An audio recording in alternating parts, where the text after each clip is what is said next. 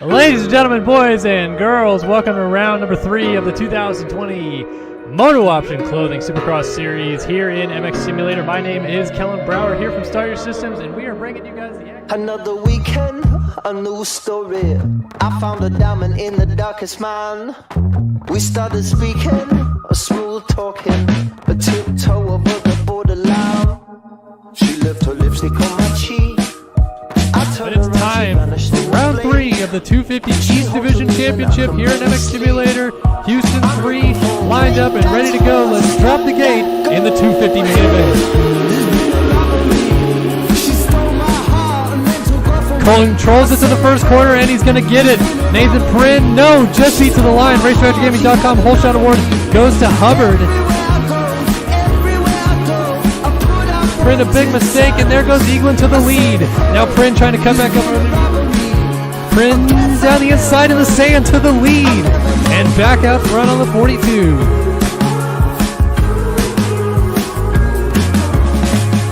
About half a lap left to go. Nathan Prin on the verge of, I believe, making history here tonight too. A cold sweating, it's hard to make it through the day to day.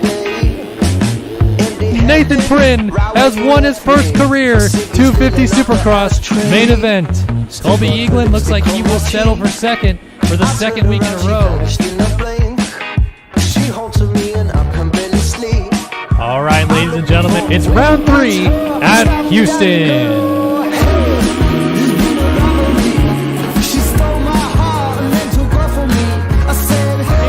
Does he get the whole shot? He may have just been tipped by Jack Haley as Leclerc goes 3 ends into the lead. Leclerc to the front, and Haley's right there with him. Race lead on Leclerc, and he's got it. Jack Haley to the lead at the end of lap number 1. Oh, Haley down. He OJ'd into the corner, and he fell off the bike immediately. Carter goes by. There goes Castaneda to sell.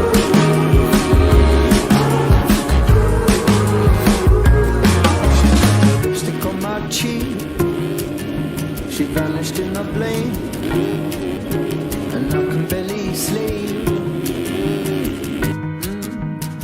Yeah, so got her lipstick on my cheek.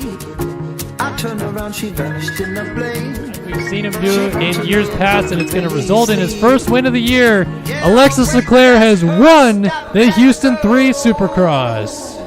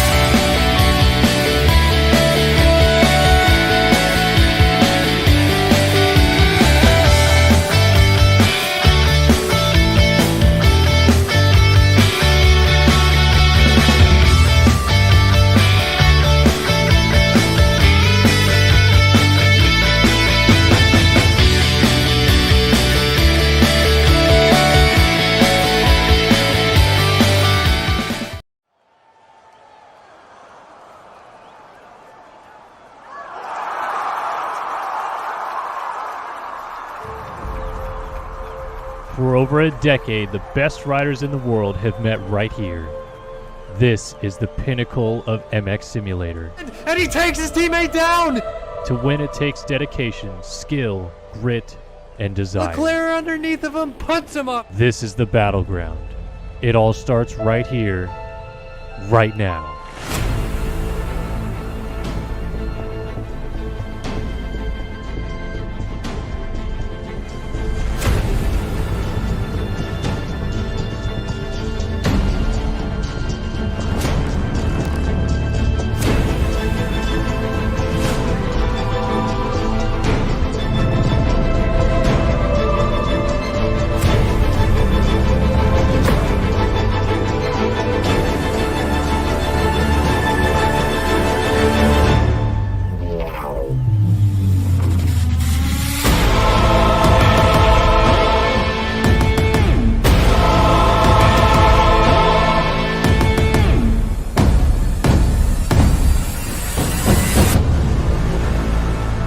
Ladies and gentlemen, welcome to MotoOption Supercross. I'll never back down. I'll get up, up, up when I'm bleeding, barely breathing. I'll never back down. I'll get up, up, up when I'm feeling broken and beaten. I've got a fire in my soul, the fear taking hold, but I can't get control of my own life. I'll never back down. I'll get up, up, up when I'm bleeding, undefeated. I'll never back down.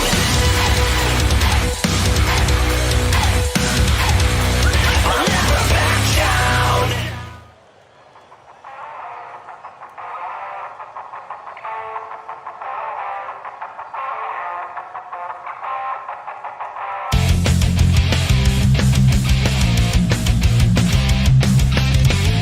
From Tampa, Florida, riding for Moto Playground, number 14, Tyler Lane.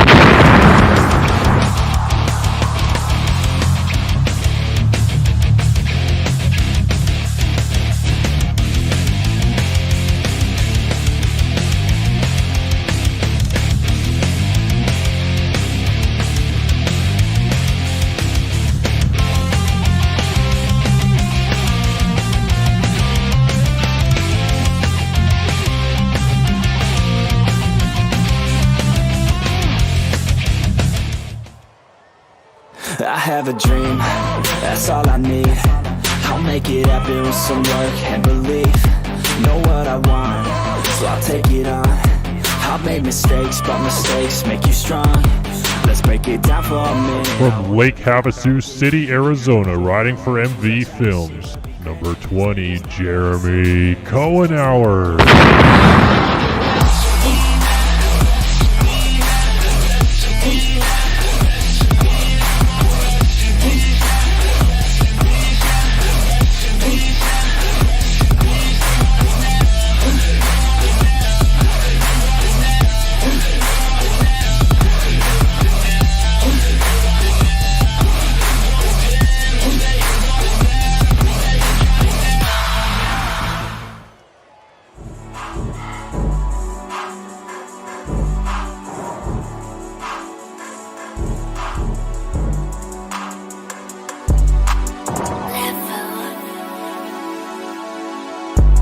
I be chillin' with the gang. Through this blood sucker. From Portland, Oregon, riding for BPC, number 21, Chase Blakely. Boy, you should keep it space. H block, this is not your place. Bro, this pump your ass like a balloon. Wanna play around, I bet you lose.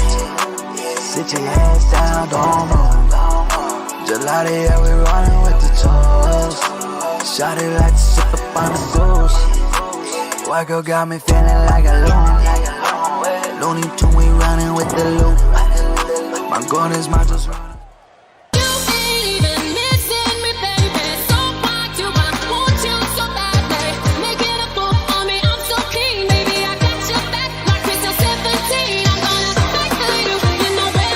From Orlando, Florida, riding for atom.com, number 17, Adam Holmes.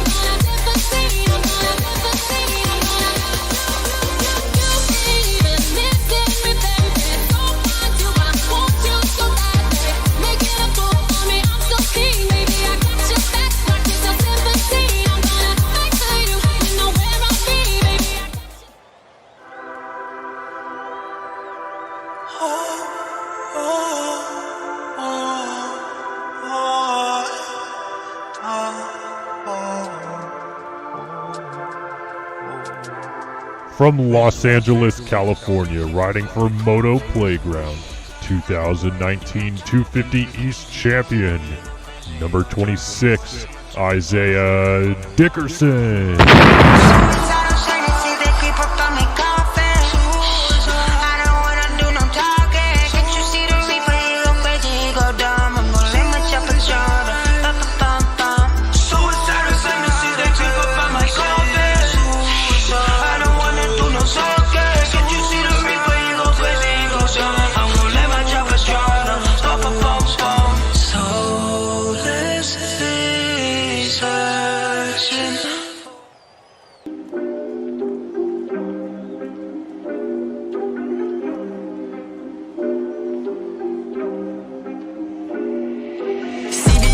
From Costa Mesa, California, riding for SwapMotoLive.com, 2020 250 West champion, number 19, Braden Carter. Never gonna stop, never gonna stop. Going to the top, Kobe with the shot. Cooking like a pot, I see this shit. Popping like a kernel, I was never taught. CBA, never said, I've been on my grind for 7 days. Need a race, swear to God I'll never be the same. TBH, TBH, yeah, CBA, never said, I've been on my grind for 7 days. Need a race, swear to God I'll never be the same. TBH, TBH, yeah, she tell me just do it cause I'm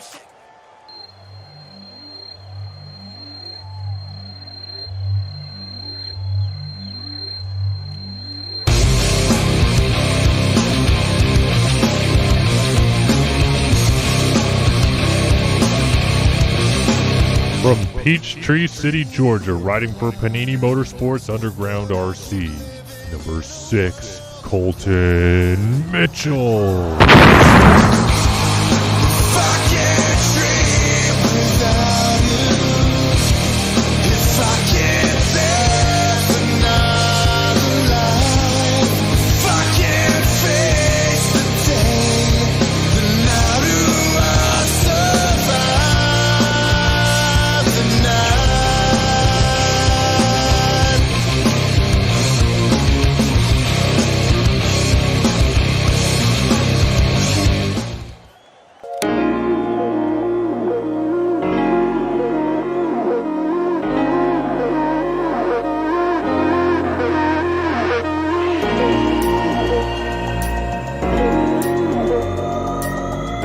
From Picardy, France, riding for AJ Originals, 2018 Supercross champion, number 7, Alexis Leclerc.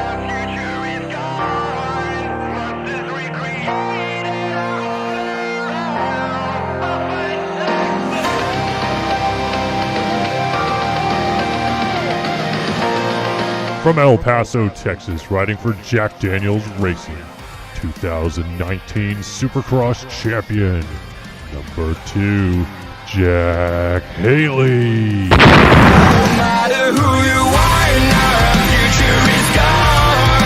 Monsters recreated all around. We have to survive now, sunshine is gone. What's left of the world live under the ground. But through the cold and fear, we see the dawn. We'll fight like the devil.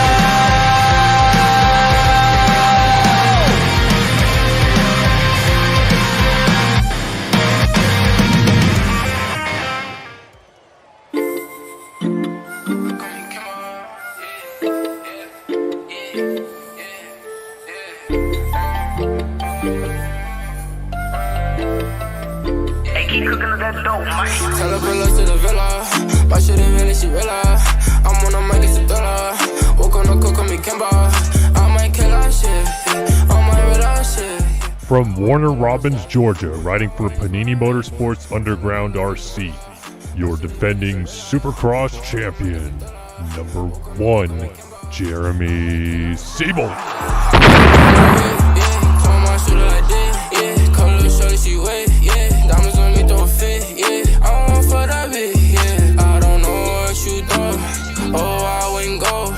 Hopping on my roast, yeah, bad bitch on my phone. Running up, I keep it low. Getting money, bro, this shit never told. No sticking so mad, I'ma go. The whole heart got tired, fucking on my. I cannot phone on basic call. I told her shorty to rake it on. All I in this shit facing on. How in the coupe, I race it on. Bad little bitch in the car. Shorty's recording noise.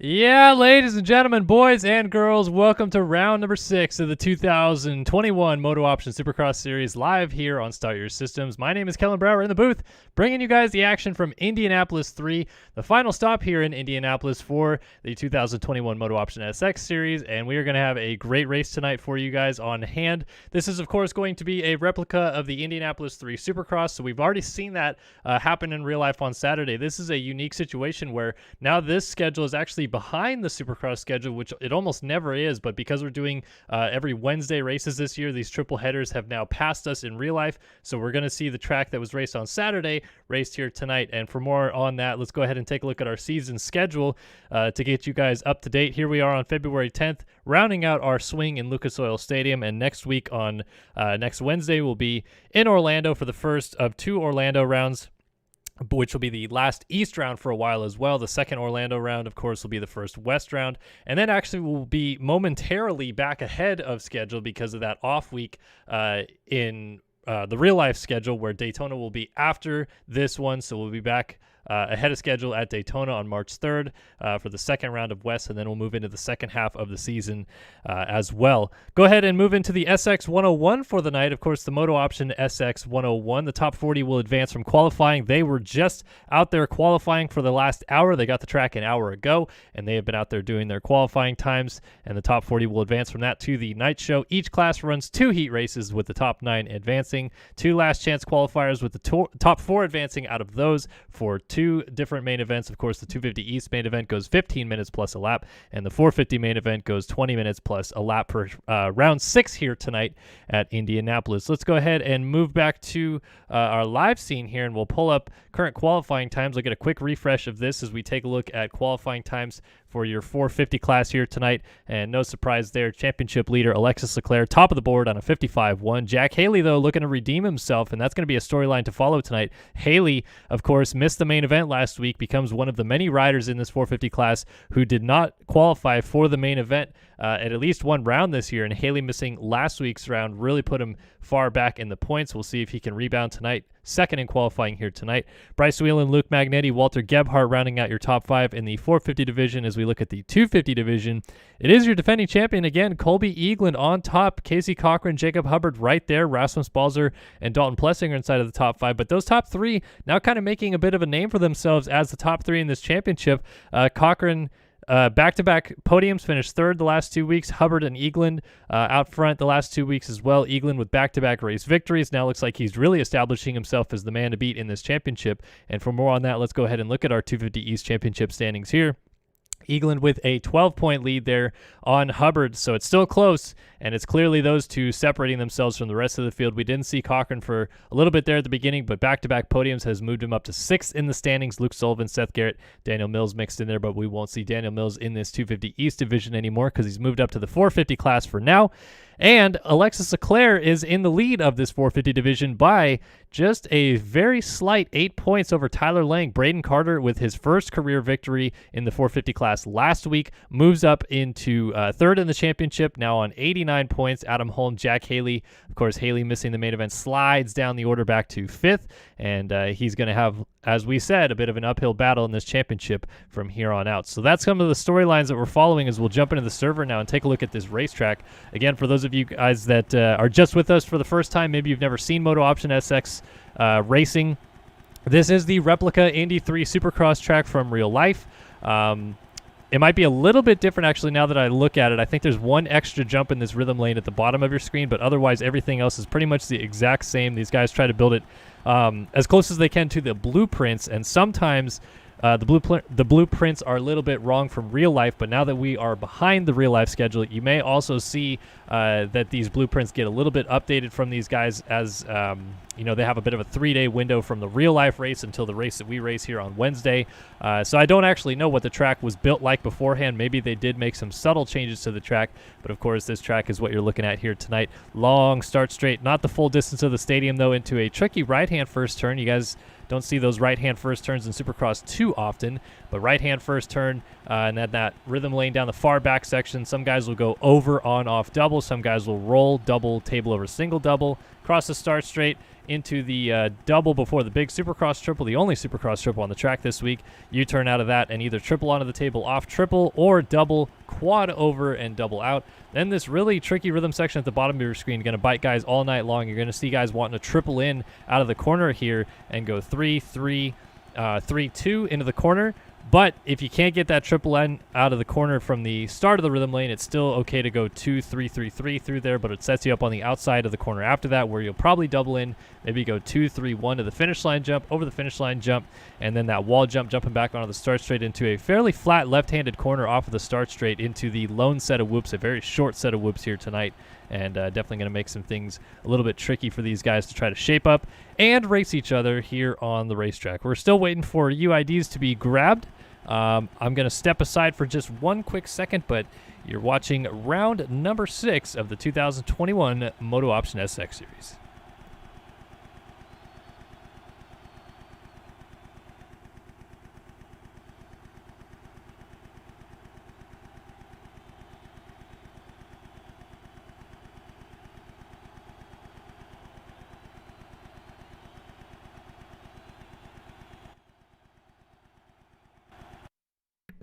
Okay, I'm back, and thank you, Braden Carter, for letting me know in chat. I didn't realize that I had timed out. So here we are back in the server. It looks like things are getting ready to go. I don't know when I timed out, but looks like 250 East Heat number 1 on the gate right now. And remember, these guys will be going 6 minutes plus a lap, with the top 9 transferring, all other runners heading to that last chance qualifier, where only 4 will go out of that.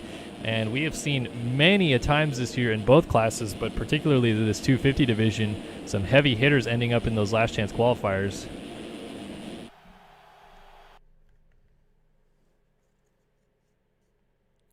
So here we go, getting loaded in. Want to thank, by the way, real quick, Jason Felke for making this updated sponsor graphic background for their title image here on the screen. Want to thank all of our sponsors, of course. We'll be giving them shout-outs through the night. But yeah, thank you, Jason Felke, for that updated background screen. So who are we going to watch here on the start? Maybe Colby Eagland? He'll be just to the inside of the box, right up against Noah Viney on the 143. And James Cohen on the inside of that. A lot of spread out gates here as we're set to go round number 6 of the MotoOption SX Series live on Start Your Systems.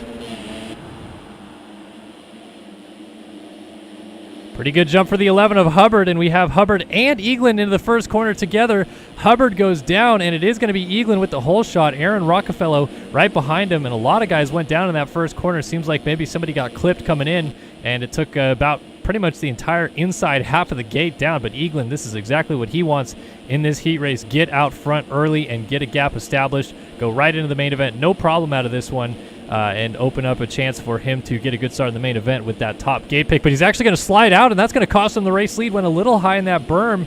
Oh, and he's getting dragged through the rhythm lane here by whoever this is. I cannot latch onto him because he's lagging so bad. I literally can't even find him.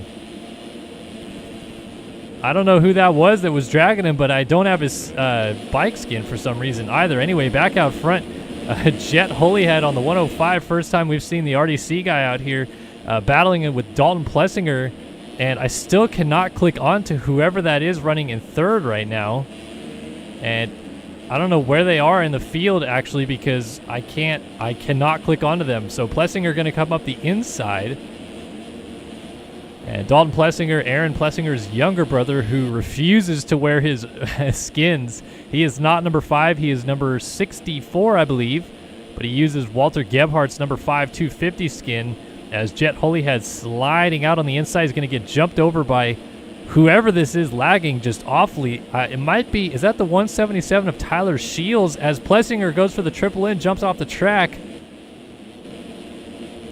Noah Viney and Jet Holyhead side by side, but Plessinger out here dealing with, I believe this is Tyler Shields coming up from behind, but we still cannot latch onto him because his internet is so bad here tonight that it's not even showing him in this second position.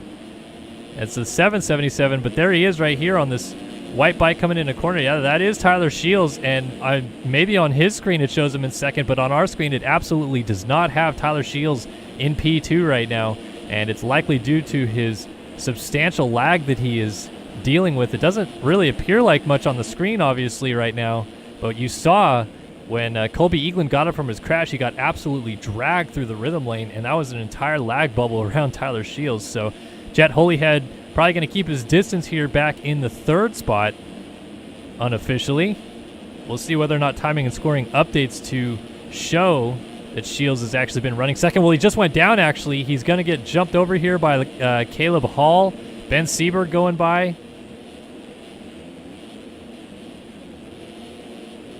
And there is Aaron Rockefeller. Oh, big crash back here. McIntosh down. That is Shields on the ground with him, so Shields causing some more drama. Eaglin's going to get there just as Shields is getting up, so got to be patient back here as well. We got some big names outside looking in. As Eaglin, he is listed 12th on timing and scoring, but he's behind Shields, so that would be 13th if Shields is still somehow being actually scored here.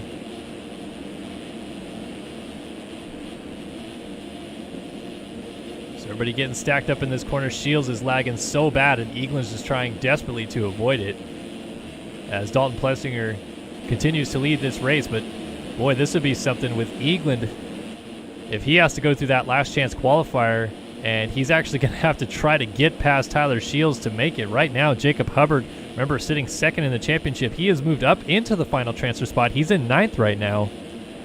So Hubbard doing okay. Wants to make a couple more passes here, obviously.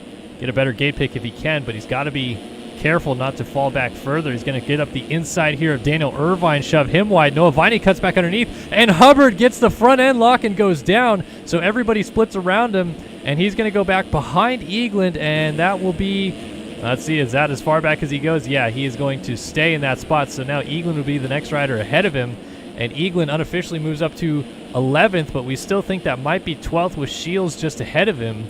And Shields trying to make a pass on Rogan McIntosh. So McIntosh would be up into 10th, meaning Tanner Thorson is now in the final transfer spot. And these 250 riders making plenty of mistakes on this track. Daniel Irvine going over top there of Noah Viney. Viney not getting the rhythm lane at all.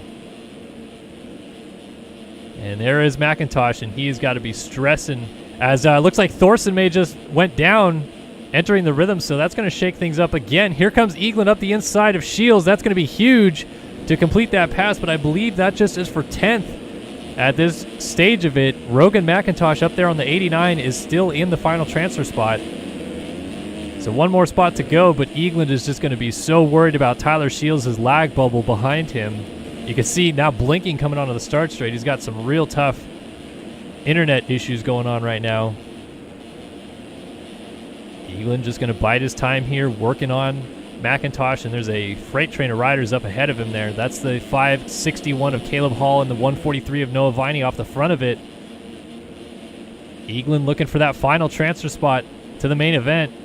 Does not want to go to the LCQ as Caleb Hall gets stood up in the corner by McIntosh. That's going to give Eaglin the position. Then Viney was off the track. Here comes Shields up the inside, but Eaglin shoots underneath McIntosh and moves up into 7th.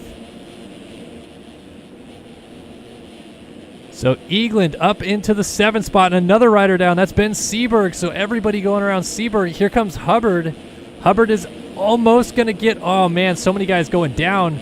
I think Hubbard may have just actually moved into 9th. Well, now it shows him 8th. But remember, I think Tyler Shields is still ahead of these guys. Yes, he is. He's behind McIntosh here. So we think maybe Hubbard is actually in 9th. Again, timing and scoring just throwing me for a loop right now because of Tyler Shields' lag bubble here. He would have probably missed timing gates because of his internet lagging, but I don't know. Maybe he doesn't know that, or maybe on his screen it is still showing him in 7th, which would put Hubbard back into 9th. But of course it shows Hubbard on his screen is in 8th. He's trying to catch McIntosh now for 7th. And Shields. Oh, McIntosh stood up in the corner, and Hubbard, so lucky not to get collected. Able to sneak by. Unfortunate for McIntosh there. Here's Eaglin off the side of the track now, trying to go around the outside of Daniel Irvine. Irvine just lets him go. So that is 5th now for Eaglin. Meanwhile, up front, Dalton Plessinger. Said it a little bit earlier, this is Aaron Plessinger's younger brother, and actually spoke with Aaron, I don't know, I guess maybe about 6 months ago about Dalton playing this game. And Aaron himself actually has played this game in the past, and he apparently is waiting for his brother Dalton to get him hooked up with a good computer again, but Dalton just went down. So Plessinger off the side of the track. That might cost him the race win here in this heat race. And debut ride here for Jet Holyhead might be getting this heat win as Plessinger pulls back onto the track side by side. Jet Holyhead's going to go for the race win in this heat race, his first race in pro competition. And Jet Holyhead into the final corner wins his first career heat race. How about that?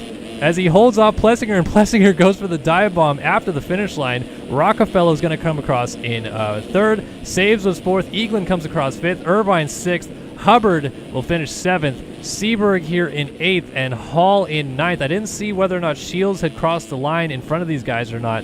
McIntosh, Gatland, Viney, Cohen, Thorson, Barlow, Hoffman, Tiberino, and yeah, Shields had already crossed the line. But on our screen, we don't even see him because his lag is so bad. He hasn't even officially finished this race, so we'll have to wait and see whether or not on his screen he's able to prove that he was transferring, because I think he was still in a transfer spot. I believe he was up ahead of the 54 here of Seaberg.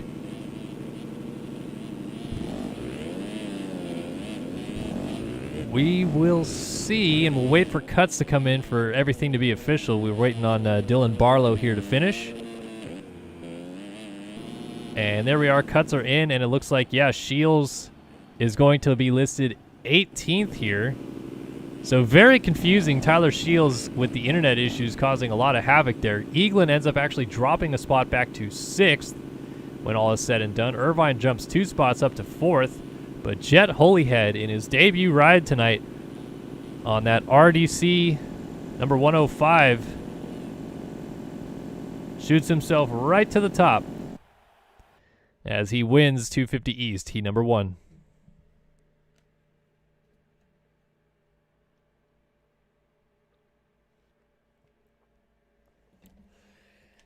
Alrighty, so on to 250 East heat number 2 coming up next. And now that we've seen all of, the 2 top championship contenders in this one, we should see guys like Luke Sullivan, Casey Cochran in this next one.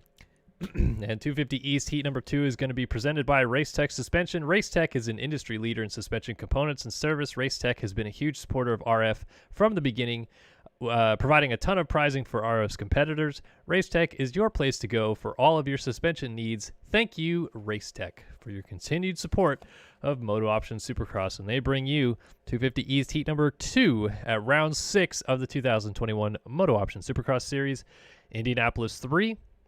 Want to thank every one of you that is joining us here tonight in the chat. Seems like we got a good, lively chat so far tonight. A lot of you hanging out, having a good time.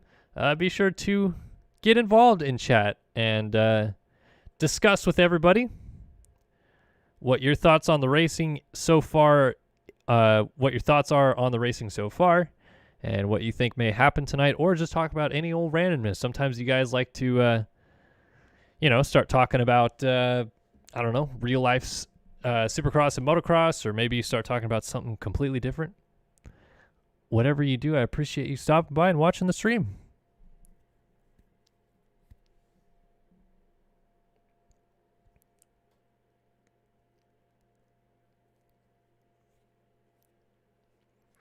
So here we go, 250 East, heat number 2.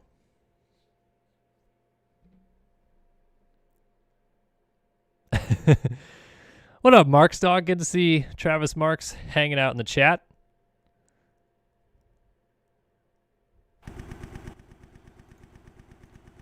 I tried telling Mark's dog we need a MX Simulator Fantasy, and he's already pretty swamped with Pulp Fantasy in his own right, so Maybe I'll go in to get some in-depth coding classes and try to build Pulp MX Sim Fantasy or something.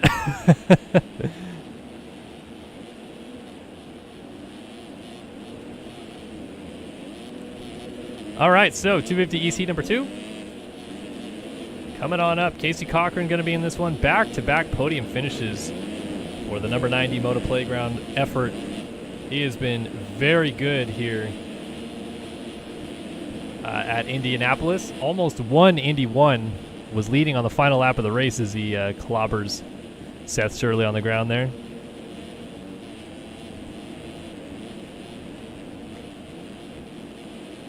But Cochran has been riding fantastic lately and kind of came in out of nowhere to start riding as well as he has. I mean, we've seen him in some of these competitions before. By the way, shout out Travis Marks, $10 donation. He's just here so he doesn't get fined. I appreciate that, Marks Dog, for the $10 dono. And you're going to bring us this start here. 250 EC number 2 lined up and ready to go. Let's drop the gate again in Indy.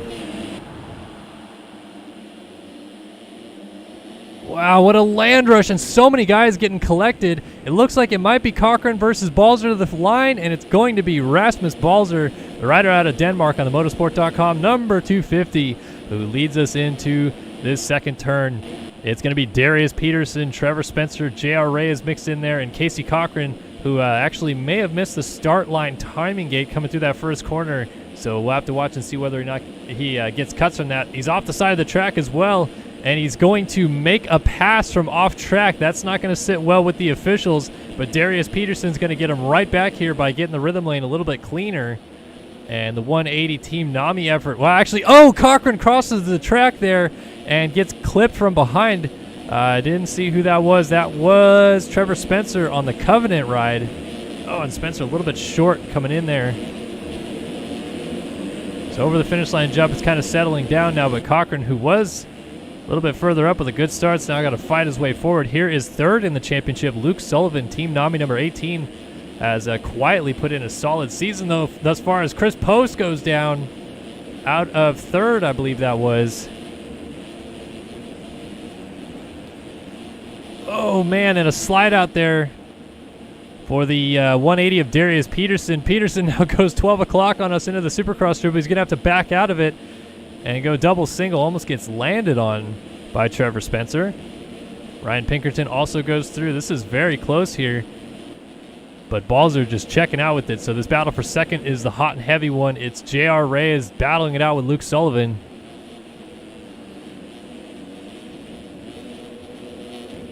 Double, triple, single in this one. And Sullivan looking to size up a pass here. Does he try something on the inside here? No, going to follow J.R. Reyes on in.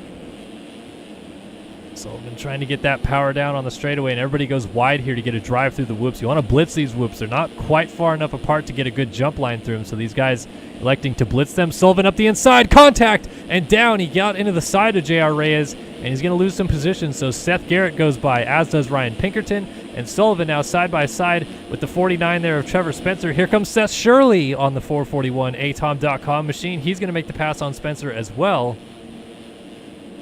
So Sullivan goes back to work, and Pinkerton up high clips the Dabalos bales there up high and loses some spots. So here comes Benjamin Miljkovic.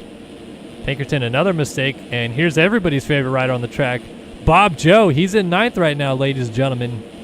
The 103 hold down the final transfer spot, but he's going to go down, and coming into your living room there is Joseph Pilsner. No, that was Emmett Sund going down, and Darius Peterson's also back here. Casey Cochran out of transfer, and he just went down again. So Bob Joe is still in the final transfer spot, but now got some heavy competition from behind. Oh, Chris Post just got into the back of Pilsner there, and he went down. Looks like he may have actually fallen off the bike. Tough one to just lay it over in a corner like that. So Pilsner trying to close up on Bob Joe for the final transfer spot. The Masters of MX.com, number 48.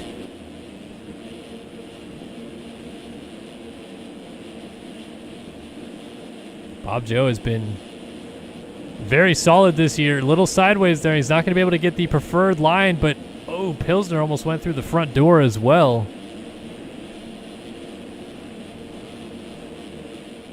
And just Bob Joe blowing this rhythm. Here comes Pilsner. Contact, and Joe goes down. So here comes Austin Bear on the 944. He's going to go up the inside, and he's going to pass the 49 there of Joseph Pilsner just after Pilsner had moved on by. It's actually the 48. I apologize. So Bob Joe and Pilsner come together. Pilsner gets the transfer spot for about 2 turns, and immediately Austin Bear, coming through the rhythm a lot smoother, pounces on the opportunity to go up into 9th.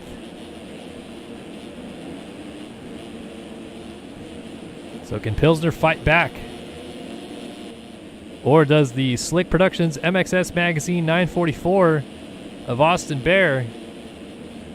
Just going to say it, I don't know why anybody would want to replicate that gear, personally speaking, but it is what it is. Meanwhile, here comes Pilsner up the inside. Miljkovic was down, and that's going to give Bear the final transfer spot regardless.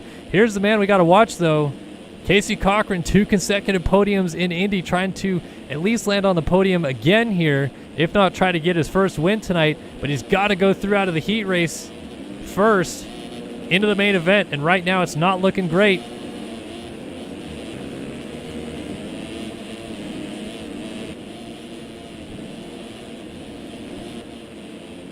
Pilsner coming in hot. Looks like Austin Bear has gotten back around Pilsner into 8th. So Pilsner's still back here dealing with trying to charge forward, and Cochran is coming just over a second behind as they go by the mechanics area. Let's head back up front for a quick moment and see that Balzer has just hit the deck, and that is not going to give the lead to Darius Peterson, who's a lap down. Luke Sullivan still is in second. J.R. Reyes battling with Seth Shirley. Nice little battle here going on for third. Seth Garrett's in 5th. Pinkerton in 6th. Trevor Spencer coming through. He's 7th. Austin Bear is up to 8th. And Cochran has moved into 9th, although he just almost got in the back of Austin Bear. Now he's up to 8th. So Casey Cochran, a nice charge forward. Now he's found his way into a transfer spot. And Austin Bear going to have to deal once again with Joseph Pilsner coming from behind here as they continue to fight for that final transfer spot.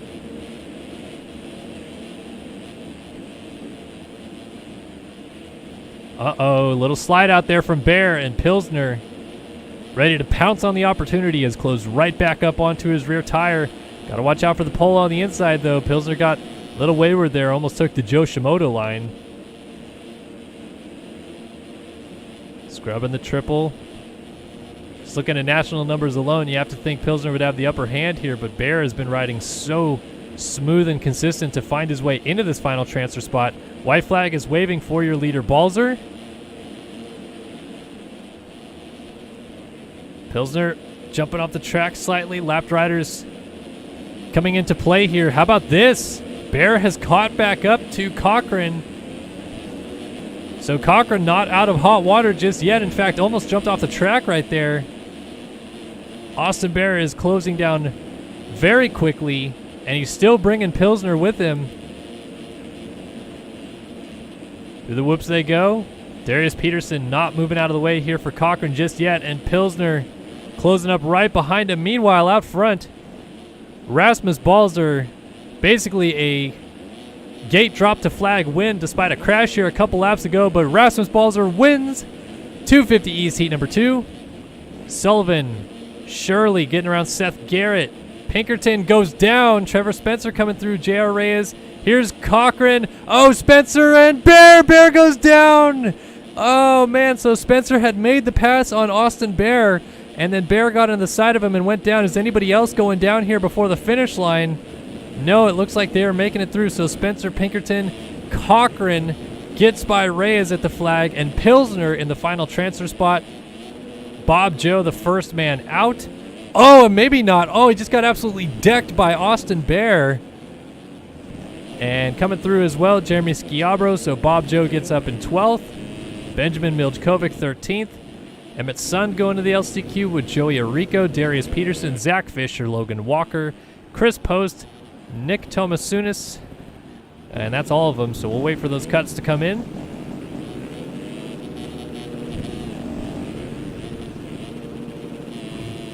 7 seconds is a lot.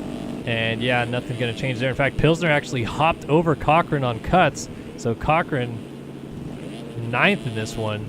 He had passed J.R. Reyes for 7th, but ends up getting 9th after cuts are applied. Trevor Spencer drops to 6th behind Ryan Pinkerton. And the rest stays the same with Rasmus Balzer taking home 250 East, heat number 2.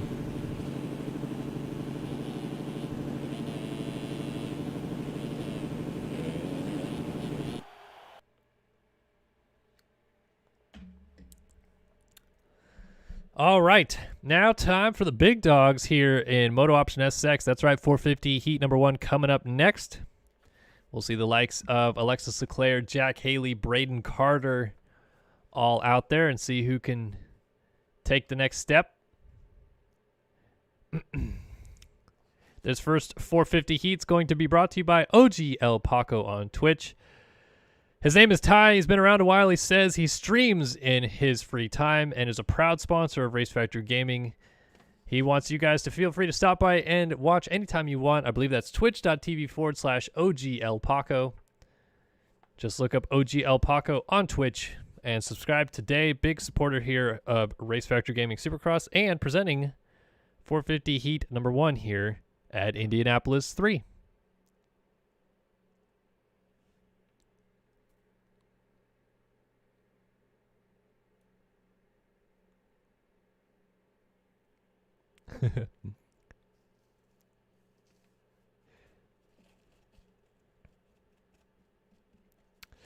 I love it. Scott McCracken, by the way, in chat right now, in kind of just trolling you guys, I guess. Says he's never seen this game before. Looks bad. Yeah, Scott McCracken is about as OG of OGs as you can get. I don't remember what his UID is, but he's also known as Mitox. So if you've ever looked up old MX Simulator videos, you might have seen the return of Mitox or Mitox Reborn videos, classic MX Sim videos. And if you ever watched the top 10 MX Simulator players of all time video that I did, Scott McCracken was voted the 8th best MX Simulator player of all time. That was back in 2016. Still need to redo that list, as many of you guys point out. But I love the troll, Scott. I respect it.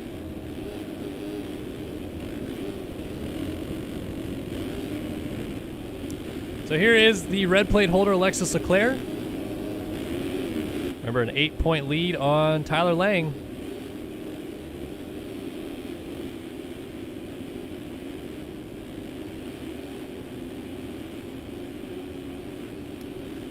So we're going to see some heavy hitters in this one. Colton Mitchell also going to be out there. Jeremy Seabolt, the defending champion. Robert Wilson, Bryce Whelan, Chase Blakely, Caden Speck, Phil Bull, Trent Adams, Adam Holm, Alex Kerr, Matthias Janis, Daniel Mills, Sabrina Ritzler, Billy Kunitz, Devin Davis, Dylan Copeland, Tyler Schmidt. There is your defending champion, Jeremy Seabolt, and his teammate, Colton Mitchell. Walter Gebhardt, Braden Castellaneta on the gate here for 450 heat number 1.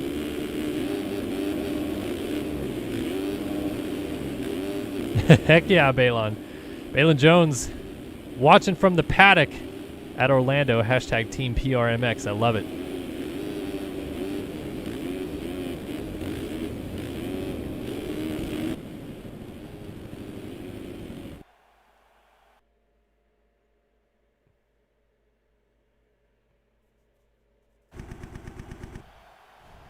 All right. 450 heat number 1 on the gate, ready to go. 20 riders going 6 minutes plus a lap. Top 9 transfer to the main event. Some big names in this one too, so you're going to see some guys that will be very bummed to not make it through in case things go awry. Leclerc next to the box. Jeremy Seabolt way outside. It's 450 heat number 1 at Indy.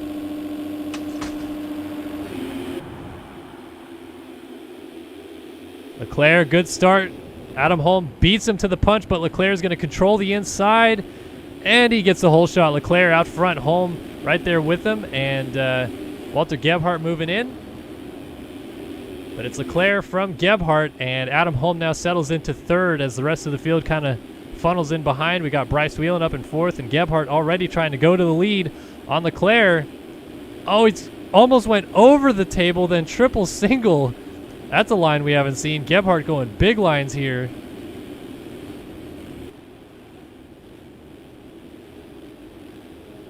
Gebhardt has sometimes been a kryptonite here for Leclerc. And look at this, to the lead already. Oh, he lays him out and they both go down. Overzealous move for Gebhardt. Devin Davis just got into somebody here in the corner. That's Bryce Whelan. What a pass attempt, though. And Leclerc trying to go right back on Gebhardt. This is not over yet, folks. This is going to get real juicy. Gebhardt can't leave the door open or Leclerc is going to light him up. Look at this up the inside. Oh, I thought it was going to be much worse than that, but Leclerc ends up giving him a little bit of space, and Gebhardt just squeaks by. Rider down out of the corner there. Couldn't quite see. It might have been a SwapMotoLive.com rider. Uh-oh, we've got some real drama coming up here in this heat race. So Gebhardt now right behind Copeland, who's in the lead. I can't believe these guys got up still in second and third. And how quickly does Leclerc try to re-pounce on Gebhardt here? Meanwhile, Gebhardt, he's trying to go for the lead. He's catching right up to Copeland here on that 38 Tagger Designs machine. Leclerc, maybe same corner. Gebhardt up the inside for the lead on Copeland. Gets it. Wow, Copeland squares back up and passes him right back. Gebhardt's going to come up to the inside, and Leclerc goes down over the finish line jump. How about Copeland making the pass back on Gebhardt for the lead, though?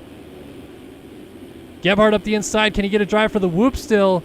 Yes, and he blocks the line, but he goes into the tough blocks like Marvin Muscan. Still holds on to the race lead, though. Nice move in the end by Gebhardt. And Leclerc picking himself up off the floor after the finish line jump. He cased the finish line jump and swapped down, went immediately down off the bike.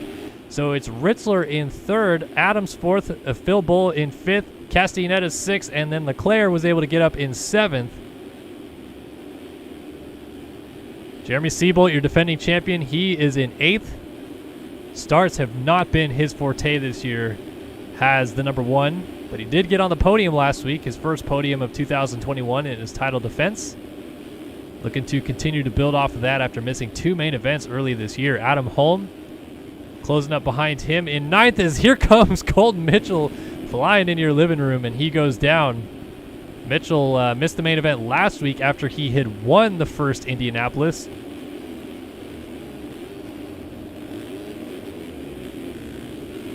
So he's going to need to regroup real quick. Meanwhile, we got to change for the lead. Gebhardt must have gone down because Copeland is back out front. And Ritzler now in second, Adams third, Bull fourth, and Leclerc just passed Castellaneta for fifth. Castellaneta now sixth, Seabolt seventh, Janis eighth, Blakely ninth, Kunitz is 10th. Where the heck did Gebhardt go? He's all the way back here in 13th.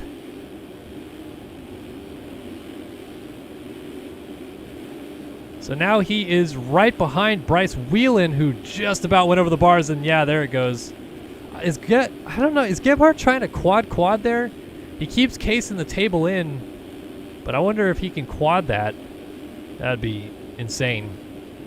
All right, Adam Holm just went down with Billy Kunitz, and I think that just gave Gebhardt, no, he's actually 10th. I thought that might have been transfer. He's still got to get to Blakely here. Blakely right now right behind Matthias Janis on that number 130. Oh, another rider down. That is Ritzler. Sabrina Ritzler getting up side by side with Blakely. Blakely around the outside is going to move into 8th. So now Ritzler back on the bubble in 9th. And Gebhardt trying to reel her in.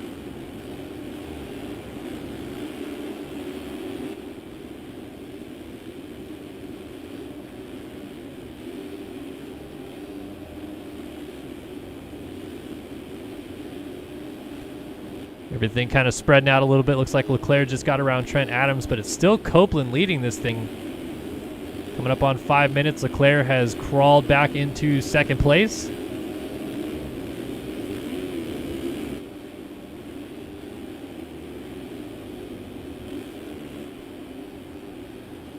I think Leclerc is going to want to win this one and kind of prove a point right now.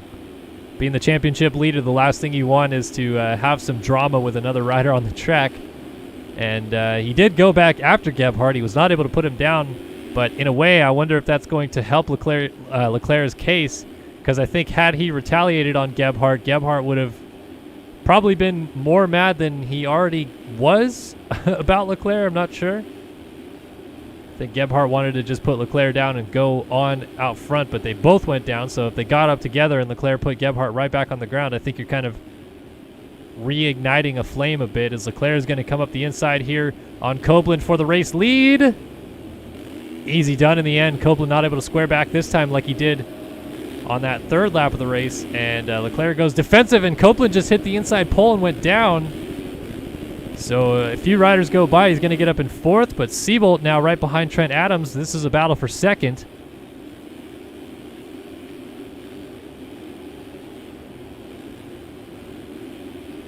Your defending champion on the Panini Motorsports Underground RC, number 1, working on Trent Adams. And Seabolt would love to break a very strange trend that has been established the last 4 years of MotoOption Supercross. I guess it would be the 4th year if it happens this year, but since 2017, the defending champion has never been able to win a race in the year that they were defending their championship.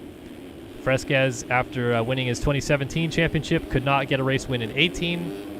And then Leclerc, after winning his 2018 championship, could not get a race win in 2019. And then Jack Haley, after winning the 2019 championship, could not get a race win last year. And then immediately starts the new year this year with 2 back-to-back wins to start the season. But now after missing that main event last week, puts himself in a deep hole in the points. Seabolt, for what it's worth, has had an equally rough year as any of those pre-mentioned defending champions because he's missed 2 main events straight up in 5 rounds. And would love to get a race win tonight here if he can. But he's going to work on Trent Adams here for the 2 spot in this heat race before we head to that main event. Adams has been riding really well this year as well. Seabolt trying to sneak up the inside, just not quite going to get there. Meanwhile, out front through the adversity of the contact with Walter Gebhardt and the crash on the finish line jump, Alexis Leclerc comes down and takes the victory here in 450 heat number 2. Oh, Seabolt! Woo! I'm sorry, this is actually heat 1, by the way. And Seabolt does get Adams in the end for second. It was Copeland in 4th, Blakely 5th, Castaneda 6th, Phil Bull 7th, Ritzler 8th, and Adam Holm is just going to hold on for 9th, although Gebhardt is only going to be 3/10 down at the flag, and you never know with cuts. Daniel Mills misses out. Colton Mitchell, for the 2nd week in a row, goes to the last chance qualifier after he won the first race in Indy. And Devin Davis, again in another last chance qualifier. He's going there with Bryce Whelan. Matthias Janis to the line, gets put to the ground. No, actually stays up, but Caden Speck gets that pass done on him. And Alex Kerr going to be the last guy to bring us down as Robert Wilson. Billy Kunitz and Tyler Schmidt did not finish this race. Taking a look at cuts. And, looks like Gebhardt actually had 1.24 seconds of cuts, and Holm had none, so it stays the same. And the top 9 actually stays the exact same as, again, Leclerc takes the heat race victory here, 450 heat number 1 at Indianapolis 3.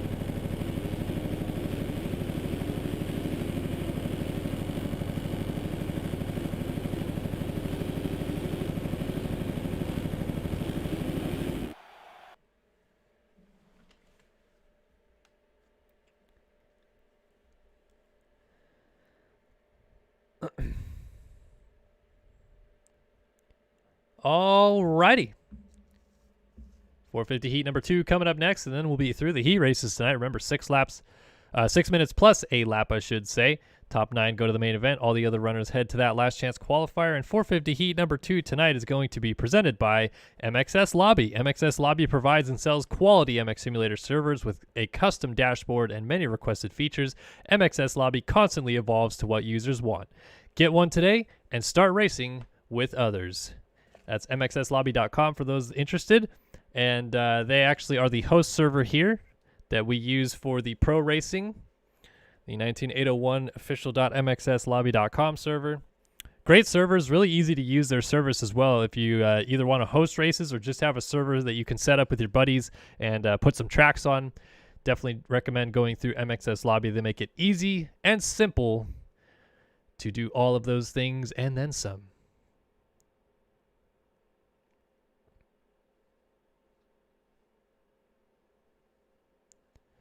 So the last of the heat races coming up. We just saw Seabolt, Leclerc, Mitchell, Gebhardt, Holm, all in that one. So in this one, we should see Haley. Braden Carter, last week's winner, would be in this one. Might see Jeremy Smith. In fact, I almost guarantee we will see Jeremy Smith, as he is not at a triple header right now. There is Jack Haley. There's Tyler Lang, who's second in the championship. Jack Haley, looking to redeem himself here. Kohenauer, Casey Ohlert, Alex Heckman, Dennis Fjellberg, Byron Downen, the 2014 champion, Luke Magnetti, Craig Leake, Jay Turner.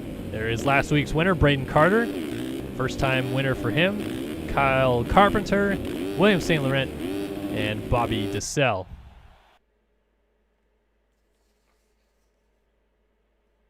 So I guess not Jeremy Smith. Who are we going to watch on the start here? How about last week's winner, Braden Carter, on that number 19? Interesting to see Haley outside of the box. We'll see if that pays off for him. Here it is, 450 heat number 2, live on Start Your Systems. Once again, we're dropping the gate in Indy. Whoa, the 78. Huge jump. I believe that is not Hubbard. That is, well, he didn't get to the corner first, so we don't know who that is now, actually. Jack Haley around the outside uses that middle gate pick to get a great start, and he's out front early, which is exactly what he needed after a brutal last round in which he not only, for those of you that were not with us last week, whole sequence of events with Haley, he missed a couple timing gates in his heat race, which forced him to go backwards on the track to find where he missed those timing gates and get himself reset. And by the time that happened, he was really far back in the heat race. Charged forward, almost got that final transfer spot, but finished 10th in his heat race. So goes to the LCQ, crashes in the first corner, climbs his way up to 6th, then gets punted on the wall jump, and goes down again, climbs his way back up into 7th again, but then crashes on the last lap of the race and disconnects from the server. So Jack Haley didn't make it into last week's main event. Definitely figures to be a championship contender throughout this campaign, and will love to be up front here early and get a gap. Goes straight through this week into the main event at Indy 3. He's got Tyler Lang second in the championship right behind him. Devin Ryan up here in third early on. William St. Laurent, Craig Leake, Bobby DeSelle through the mechanics bales there. Then Dennis Fjellberg right behind them. And Eduardo Simos dealing with Braden Carter on that number 19. The full-fledged rookie in the 450 class. Last year's 250 West champion on the SwapMotoLive.com effort, trying to pass Eduardo Simos, longtime pro out of Brazil here on the GSR number 294 TM. Simos, for the OG players, was known as Dudu, which is kind of a funny name if you don't know much about the Brazilian crew down there, but DU, and he won a lot of races. Not a lot, actually. A couple races back in 2012, 2013 in the 250 division. Now he's up here in the 450 class racing. Oh, and he goes into, who was down there in the whoops? That was DeSelle down sideways in the whoops, and Simos right into the side of him. Simos actually gets up not too far back. There is Casey Ohlert, by the way, on the 78, who ripped that huge hole shot. My mind went to Jacob Hubbard because I think that was Hubbard's number last year, but obviously Hubbard on the 11 this year. So Ohlert able to recover from that first turn crash, finding his way forward nicely so far in the transfer spot. Back out front, Haley working on about a 2.5 second lead right now on Tyler Lang. And Lang, just like Carter, is now looking for his first career win. Carter picks it up at Indy 2. And Lang has finished second 3 times in 5 rounds this year.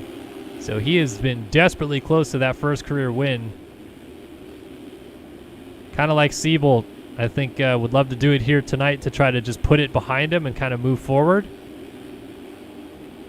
But obviously for Lang's sake, it's a championship that he's going for, whereas Siebel's pretty much already out of the title consideration.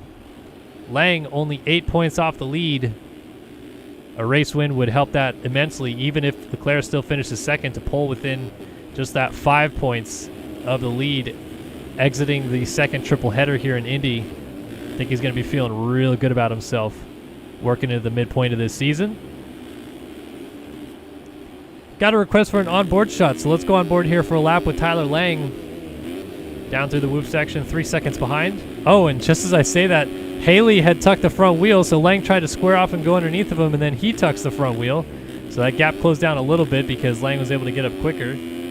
So by the mechanics area, lean up the inside and hit this double into the Supercross triple.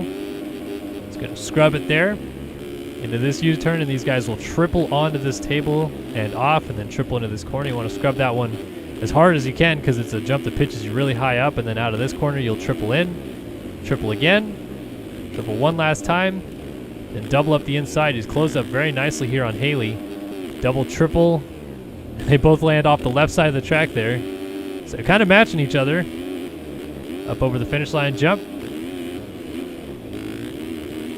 And turn around into this wall jump, scrub that down, and hopefully not cut the track like that there. Then swing to this outside to get a drive for the whoop section. That's a quick lap on board here with Tyler Lang. Definitely keeping Haley honest.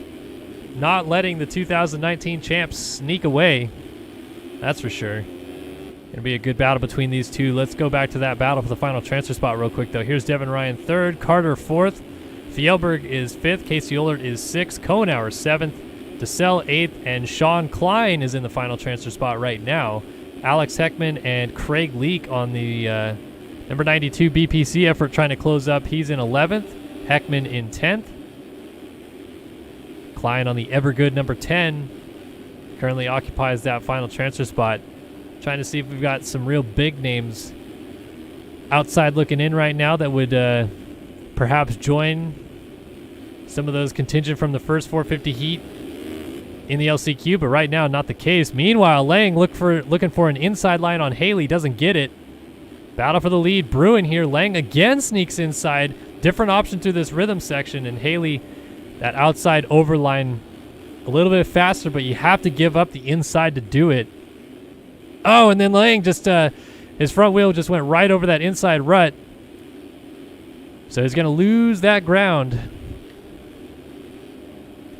that he'd gained up on Haley, and Haley will get the white flag next time by. 6 minute plus 1 lap heat races as mentioned. Lang right there still. Devin Ryan, a solid ride in 3rd, but Braden Carter's trying to reel him in. It's been a good ride for Carter to go from outside of transfer spot early in this one up to a potential 3rd place finish here if he can get Devin Ryan on the last lap of the race.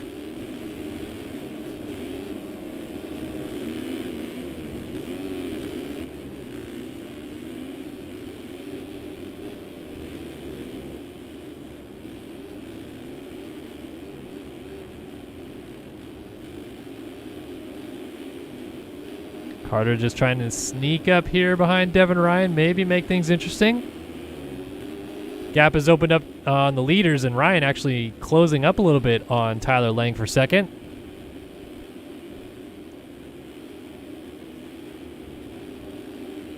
Gosh, I feel like these 450 guys might be able to go over that table. It's so close. Here it is, though. Jack Haley rebounding very strongly here after not making the main last week. Comes through, and Haley, winner, heat number 2, 450 class. So Leclerc and Haley both getting those heat race wins. Kind of setting us up for a good main event. Lang and Haley both front flipping the finish. Carter did get 3rd in the end as Devin Ryan went down in the last corner. And up the inside, Fjellberg also got Devin Ryan by a nose. Casey Ohlert crosses 6th, Kohenauer 7th, DeSalle in 8th, and Klein just went down in 9th. That is going to give Craig Leak the final transfer spot, but your 2014 champion Byron Down is trying to make it close into the last corner, and he nose picks into the ground and goes down. So even if he had a chance to make it on cuts, that's now out the window. Leak goes through, Klein, then Magnetti, Turner, and then Down and crosses 13th. Kyle Carpenter, Alex Heckman, William St. Laurent, Eduardo Simos, and Reed Young also going to that last chance qualifier. Cuts are in, doesn't change a thing. Still Leak, DeSalle, Kohenauer, Ohlert, Ryan, Fjellberg, Carter, Lang, and Haley going through out of this one. Well, this could get interesting. Jack Haley, he needs to win tonight. He needs to win tonight bad to have even the slightest hope at keeping his championship hopes afloat, even though they probably sank with missing the main event last week. So we'll see if he can do it. A heat race win is a good way to start, but Leclerc also got his heat race win. They may end up next to each other on the gate, and boy, would that be fun.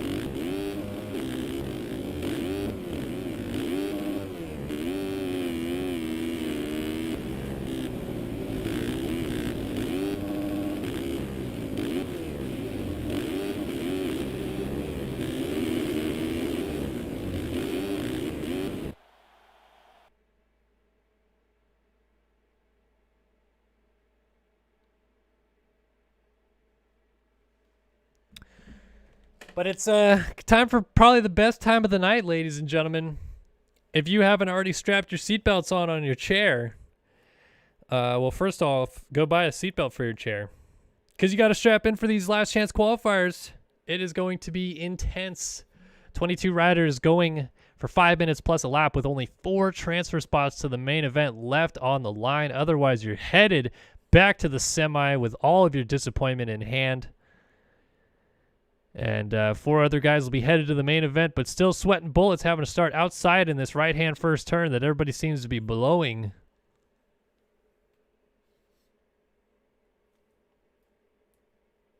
So 250 last chance qualifier coming up first. And this 250 last chance qualifier is presented by Underground RC. The leader in radio-controlled fun, on-site, indoor off-road track, and carpet track, large in-store RC selection, Underground RC, your place to go for all your RC car needs. And they bring you 250 last chance qualifier action here at Indianapolis 3.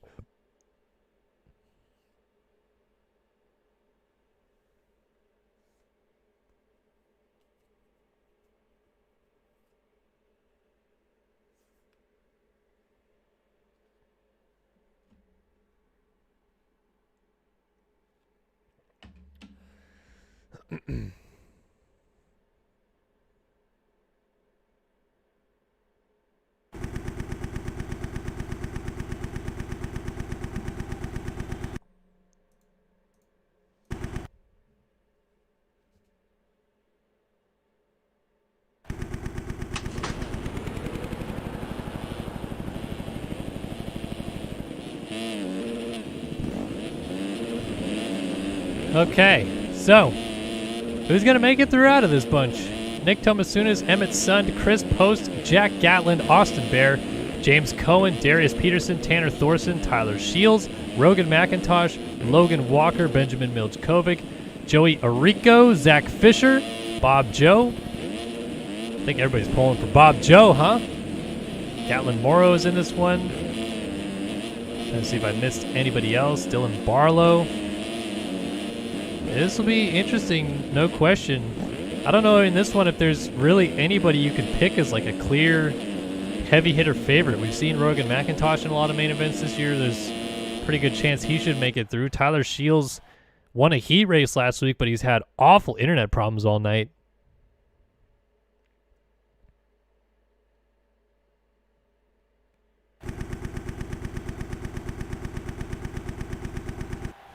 So let's see who it is. 4 spots in the main event are on the line. And all these guys would love to be the names on that list. But only 4 get it. Time to go racing. 250 last chance qualifier action live on Star Your Systems. Let's drop the gate again here at Indy. McIntosh, a good start on the 89 up the inside. He's going to control it into the first corner, but can he keep it on the way out?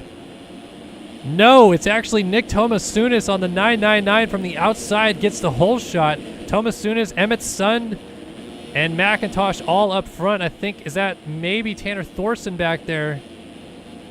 But it's Tomasunas leading early. Oh, many riders going down after the triple. Here comes Sund for the race lead. Up the inside, and he's going to get it on Tomasunas. Nobody elects to triple in, and Tomasunas elects not to go triple-triple. He's side by side there with McIntosh. McIntosh got it a little bit cleaner. Tomasunas cases twice, and McIntosh goes up into second for the time being, but Tomasunas gets him right back in the next rhythm lane as Sund starts opening up a little bit of a lead. We got Dominic Tiberino right now. He's in the 4th spot. Remember, Tiberino, he figured to be a championship hopeful coming into this season. Not really working out in his favor, but he still should definitely be a main event guy. And he's got Tanner Thorson hot on his heels right now for that final transfer spot.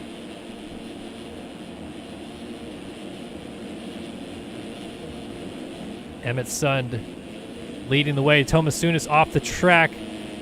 McIntosh almost into the back of him, and now 4 riders kind of closing up nose to tail. 2, 3, 4, 5 on the track. Oh, Tiberino with the double whip and down. Thorson goes by. Another rider squeaks through as a few other riders land off the triple. Gatlin Morrow side by side with Logan Walker. Oh, Morrow, goes down. Immediate fall off from the impact of the front wheel on the ground. Tiberino runs James Cohen up high. Is that Seth Shirley? I think it is. No, it's Austin Bear. Remember, Bear was in a transfer spot in that heat race and just fell out right at the end. So resetting things for a quick moment, it's Sund from Tomasunis and Thorson coming onto the start straight right behind them. And here comes Dylan Barlow in the final transfer spot. Rogan McIntosh behind him.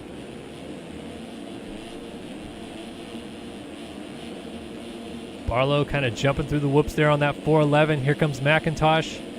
Closing up behind. Tiberino will be next in line if these two get together. Barlow down for the triple. McIntosh swings wide to avoid him, then cases. Neither one of them, I think, are going to get the triple. McIntosh still went for it. And he looks like he may have got it, but it definitely tightened things up quickly. And here comes Tiberino tripling onto the table and goes right by into 5th. Now he's going to go to work on McIntosh just ahead of him for that final transfer spot. But he blows the rhythm lane, and here comes Barlow trying to fight back.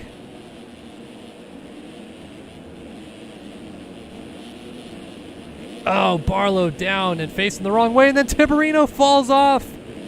So Cohen goes through. Here comes Barlow now, and he's got Austin Bear chasing him down. And Joey Arico over the finish line jump as well. And there goes Bear sliding out. So this is really opening up in the favor of McIntosh, who's in that 4th and final transfer spot now. Sund, Tomasunis, Thorson, McIntosh in the transfer spots right now. And then a 5-second gap back to James Cohen of the Spink Suzuki squad.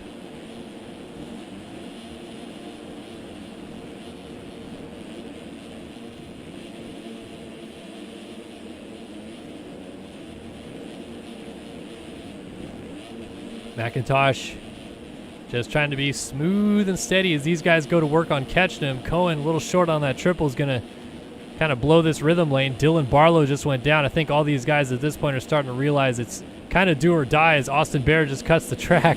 Oh, McIntosh just got in the back of Emmett Sund, who was down with the race lead. So that promotes Nick Tomasunis to the lead. The MXLocker.com number 990 just put Jack Gatland a lap down. And Tomasunis might be in cruise control at this point because he's got a sizable race lead and gap back to that final transfer spot, so he doesn't really have to worry too much. You can see they're taking it very easy through this rhythm section. Literally only tripled once that entire rhythm lane. 2-3 to the finish line, and time did not expire. Unbelievable. So he had about 5 seconds left on the clock, which means 2 laps to go because time has now expired. White flag will come out next time by. Tanner Thorson holding down 2nd. McIntosh up to 3rd. Emmett Sund has had more issues. He's back to 4th, and he's got James Cohen closing down on him. Boy, wouldn't this be something if Emmett Sund, who was leading the race, blows the final transfer spot. He just went off the track a little bit right there. That's going to cost him some time.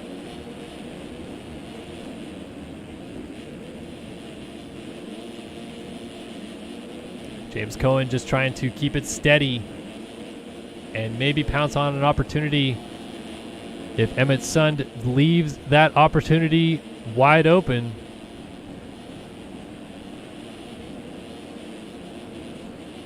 Gonna swing wide. Does he go for the triple on? No, I think he's literally just trying to take it as smooth and steady as he can and hope that Sund makes the mistakes. Sund goes for the triple. Riders are down. That is not transfer spots, though. I think I didn't quite see. It's one of the Jack Daniels Racing riders. Couldn't quite see the number. Their numbers are very funky to read, so it's sometimes a little bit difficult. Meanwhile, Austin Bear is creeping up onto this, and Tanner Thorson has now slipped behind Emmett Sund. So we got like kind of 4 guys bunched up here. They're split by Jack Gatland, who's a lap down, but you have any kind of chaos as Nick Tomasunis cruises out front. Any chaos mixed in here, and James Cohen will happily pounce on the opportunity.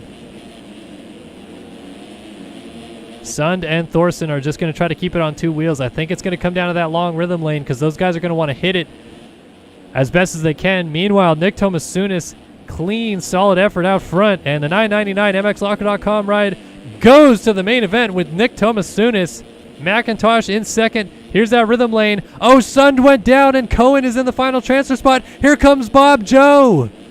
Bob Joe goes for the rhythm. He's going to get alongside Cohen to the outside for 4th. Cuts back underneath and triples to the inside. Bob Joe. Here comes Cohen in the final corner. Bob Joe makes the main event at Indy. James Cohen, oh, he had it and just loses it there with a few turns to go. We'll have to wait and see with cuts. No idea what happened to Emmett Sund, by the way, as Austin Bear finishes 6th. It's Barlow 7th. Emmett Sund will cross the line 8th. Cuts are in, and Bob Joe is out. James Cohen goes to the main event by 0.3 of a second. Bob Joe had 0.9 of a second of cuts, and it cost him a spot in the main event as James Cohen goes through officially to the main event. Unbelievable. Ahead of him, it was Tanner Thorson, Rogan McIntosh, and Tomasunis with the victory. Unbelievable for Bob Joe, though, to qualify but then lose it on cuts.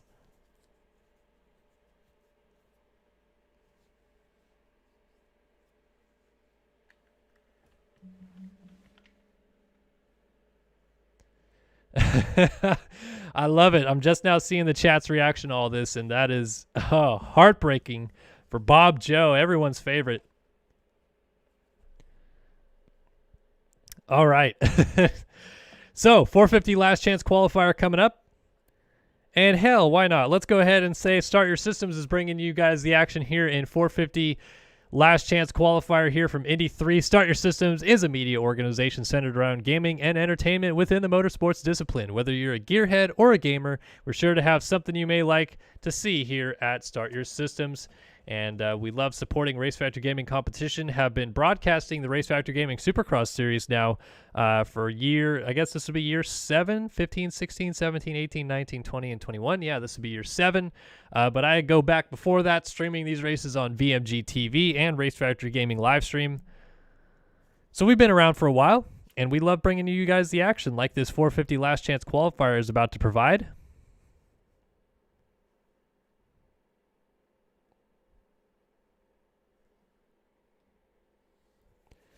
I wonder if Bob Joe's real name is like Robert Joseph or something like that.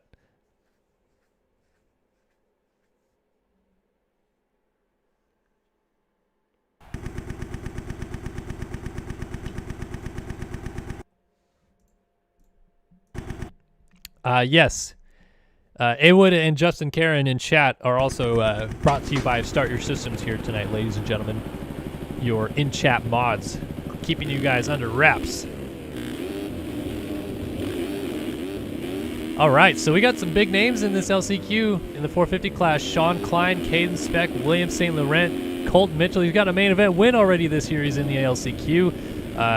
Tyler Schmidt, Kyle Carpenter, Luke Magnetti, Byron Downen, the 2014 champ, Robert Wilson, Walter Gebhardt, Matthias Janis, Devin Davis. He's made it through so many last chance qualifiers this year. Can he make another one? Bryce Whelan. Going to be an interesting one. No question about it.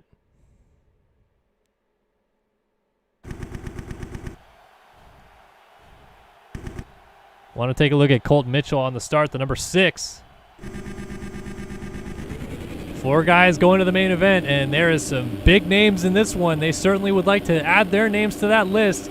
Let's drop the gate here in Indy. It's the 450 LCQ live on Start Your Systems.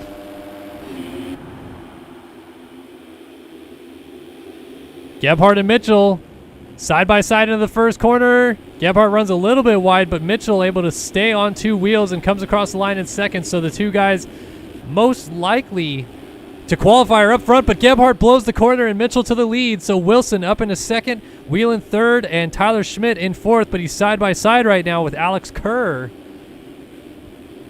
Oh, and Kerr into the back of him goes down. So Whelan goes by. Ooh, man, the 30 right there of Luke Magnetti got absolutely decked by, who was that? Was that Reed Young? Yeah, Reed Young on the 37 Integrity machine just runs right into the high side. He's trying to avoid the downed rider, but definitely laid into him. Here's Devin Davis on the 29. As mentioned, he has made it through, I think, every last chance qualifier but one this year. And he's been in every main event as well, so he's wanting to keep that streak alive right now. He's in fourth. So that's where you want to be. Colton Mitchell's lost the lead, by the way. Bryce Whelan on the SwapMotoLive.com, number 25, goes to the front. Robert Wilson now going to go to the lead as Whelan lays it down out of the first turn.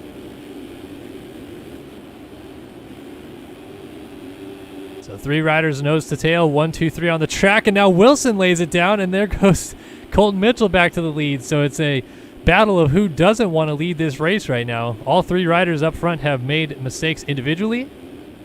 And Mitchell, who led just a lap ago, now leads again. Devin Davis trying to close that gap down in P4. Hoping the mistakes continue to happen so he's not on the bubble back there. Meanwhile, Wilson off the track, big cut. That's going to be a lot of cuts post-race. Some of these guys may want to pick up on that, like Reed Young or perhaps Caden Speck here. Both these guys outside looking in if they can get close. Never know. Ooh, Reed Young going off the track a little bit there. That might be some cuts. Into the whoops. Oh, Davis goes down at the end of the whoops. And for the time being, that will promote Reed Young into the final transfer spot. But Caden Speck is right there. Now, does Speck go immediate and try to make a quick pass here on Reed Young, or does he stalk him for a little bit? A little out of shape coming into the Supercross triple there. Oh, here it is up the inside. Wow, I don't know how he didn't go down. He laid the front wheel in and just kind of slid back up perfectly to be on 2 wheels. Reed Young, a little short in the rhythm, but he was still able to triple there. Caden Speck just lurking back there. Wants this 4th spot bad up the inside, and he takes down Reed Young for it. So Speck up into 4th. Here's Magnetti and Matthias Janis. We've seen Janis in several main events this year as well on that 130 Moto Playground effort.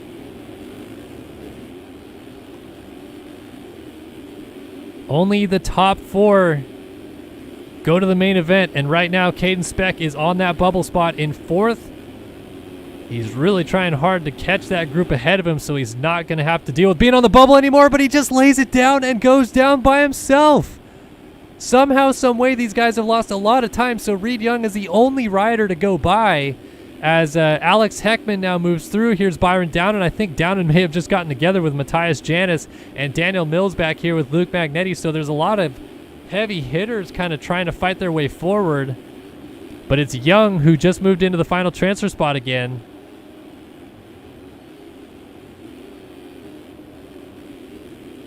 And Speck, another little mistake, losing some time.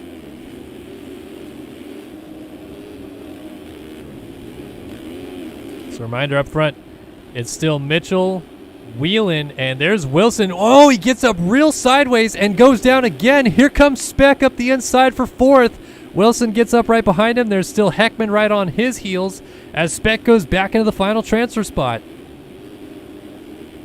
Interesting move there for Wilson to get up so sideways trying to block Reed Young coming by that he almost went down again. Fortunately not down for very long. Gets up right behind Speck, still in 5th. But it could have been worse. So for the time being, he's just trying to get right on this back wheel of the 75 machine of Caden Speck on that EVP Kawasaki. Trying to come up the inside. Oh, Wilson just went down and immediately disconnects. So that actually kind of helped a lot of guys coming in right there. And now Heckman down, and Speck was down too. So Daniel Mills goes into the final transfer spot. What is happening right now? So it's Mitchell, Whelan, Young, and Mills in the transfer spots. And with time now expiring, we're going to get the white flag next time by. So getting down to crunch time, Luke Magnetti is trying to close that gap down to Daniel Mills. Uh-oh, a little mistake for Mills, another mistake for Magnetti. That was a chance for the 30 to close up there. Oh, and rider down, that's Reed Young. Reed Young down again, and here comes Caden Speck. They're going to be bar-to-bar over the triple. And Young gets, oh man, lands on the back of Speck and immediately goes down. That might spell the ends of his chances right there. Brutal to go from transfer spot to pretty much not transferring in about a corner. But Speck is trying to charge forward and close this thing down here. Luke Magnetti is now in the final transfer spot with the white flag waving.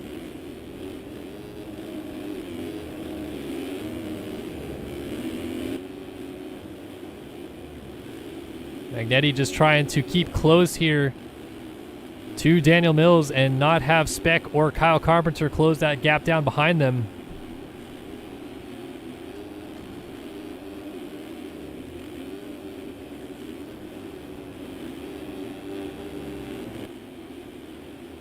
Magnetti just stalking Daniel Mills right now. Meanwhile, Colt Mitchell makes amends for missing the main last week, and he is going to stamp his ticket to the main event with the win in the last chance qualifier. Bryce Whelan will finish second. Magnetti trying to hold on here for third. And Caden Speck should be good for fourth. They just got to make it through one more rhythm lane here, and all will be well. Double, triple, single, last turn. And Caden Speck goes through in fourth. Daniel Mills just misses out in fifth. Kyle Carpenter sixth. Byron down in seventh. Reed Young goes back to 8th. Jay Turner 9th. Alex Heckman out of this one in 10th. Alex Kerr a lap down in 11th. Tyler Schmidt, Robert Wilson, Walter Gebhardt, Matthias Janis, Sean Klein, Devin Davis, Billy Kunitz, and William St. Laurent all out of this one as well, headed back to the rig.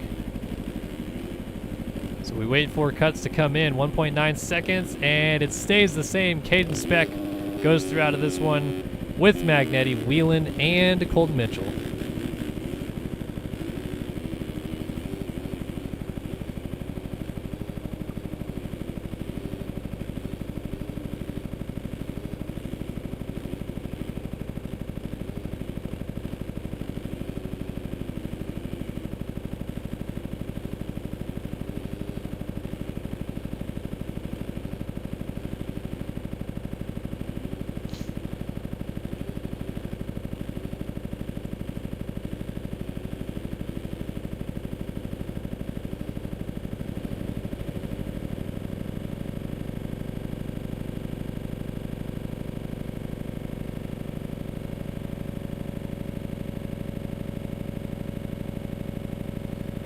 All right, so time for the main events here at Indianapolis 3, round 6 of the 2021 MotoOption Supercross Series. And as such, MotoOption brings you the 6th round of the series in this 250 East Division. Founded in 2005 out of pure love for motorsports and design, MotoOption has continued to reinvent what a clothing company is all about. They pride themselves on staying true and giving back to the sports that support them. They support local tracks and organizations, as well as maintain a large athlete sponsorship program.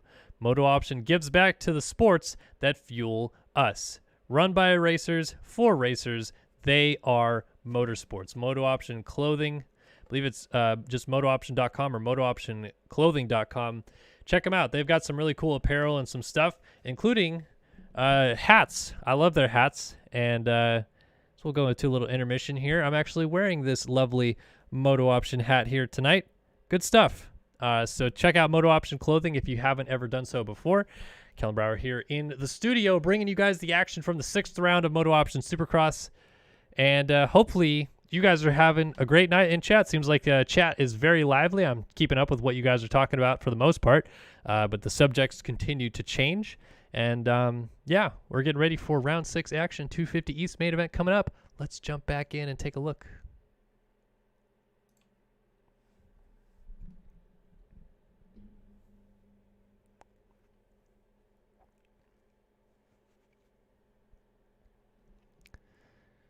Of course, thanks to all of our sponsors, actually. MotoOption Clothing, Filski and Snowboard Race Tech Suspension, Starter Systems, MXS Lobby, OGL Paco on Twitch, and Underground RC for your continued support of Race Factor Gaming Supercross, the North American Pro Championship here in Sim.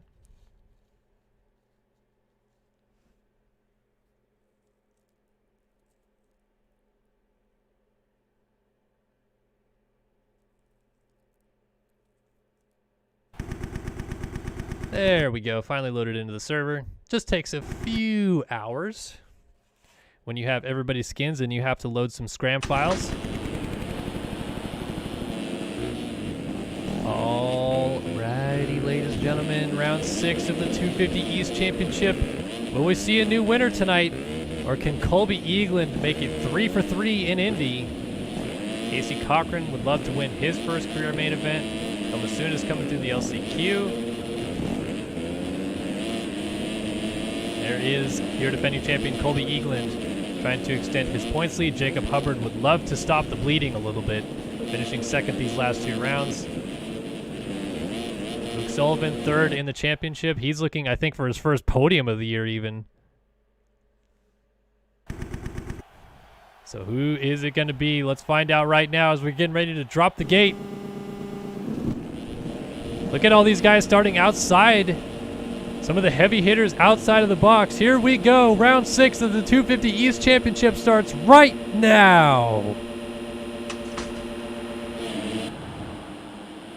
It's a great jump for Hubbard. Seth Shirley on the 441's trying to control the inside. It's going to be Eagland to the corner first, and Race Factor Gaming Whole Shot Award goes to Colby Eagland. Shirley up the insides going for the race lead as Eagland tries to shut the door around the outside, and Cochran, another good start. He's in 4th. Hubbard gets clipped from the inside. That was Balzer, and Hubbard goes down. Cochran off the side of the track just rejoins behind Ben Seberg, who then slides out, and Shirley is down, and a big lead already for Colby Eagland out front. That was a bit of a dodgy move there for Rasmus Balzer on the first lap of the race, I should say. The rider out of Denmark going up the inside and plowing into the side of Hubbard.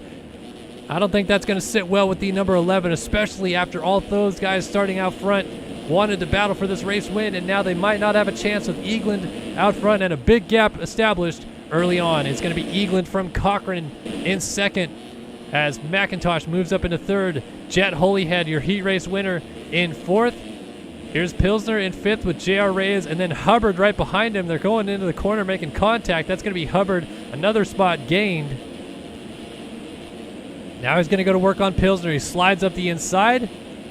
Wow, nice pass there. Hubbard wasting no time whatsoever. He goes up into 5th. Like I said, he is trying to stop the bleeding at all costs. Colby Eagland has been absolutely lights out these last few rounds. Little mistake there from Jet Holyhead. He's going to just kind of double his way through.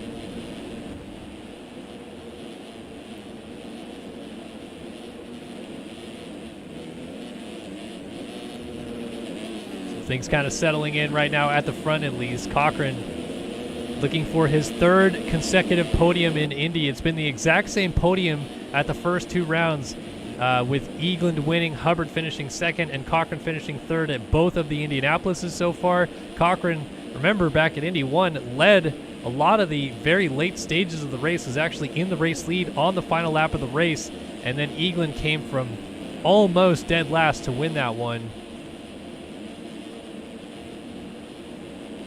Of course, as Eagland is your defending champion in a title defense, he's likely to score enough points to be forced out of the class next year, so we'll see him full-time in 450s next season. But right now, just trying to make it 2 for 2 for championships in this 250 East division. Cochran, at the very least, is keeping him honest at the front, and then you can see McIntosh and Holyhead back there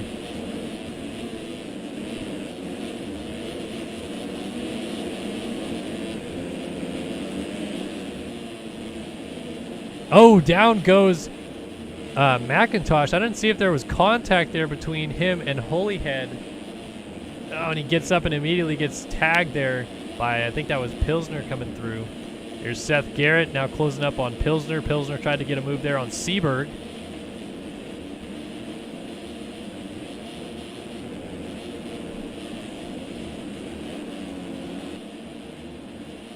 Hubbard would love to get back. Oh, Eagland has dropped out of the lead. Something happened. Colby Eagland has gone from the lead. He's now back to third. And he just missed that rhythm lane as well, although Hubbard blew it behind him and almost went down. How about this, though? Casey Cochran is leading in Indianapolis.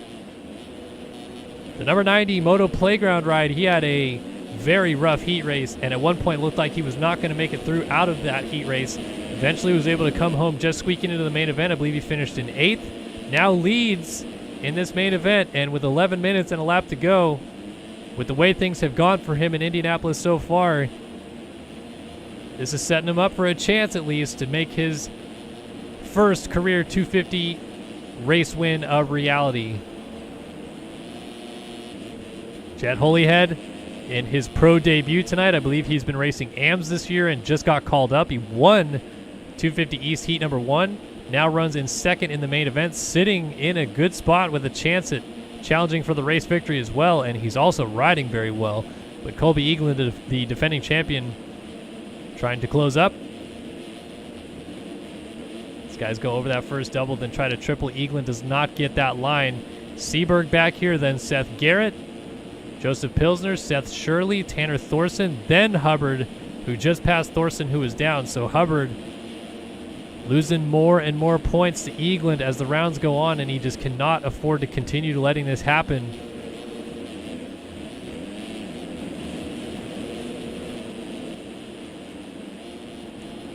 So let's go back up to Eagland as he works on catching up to Jet Holyhead.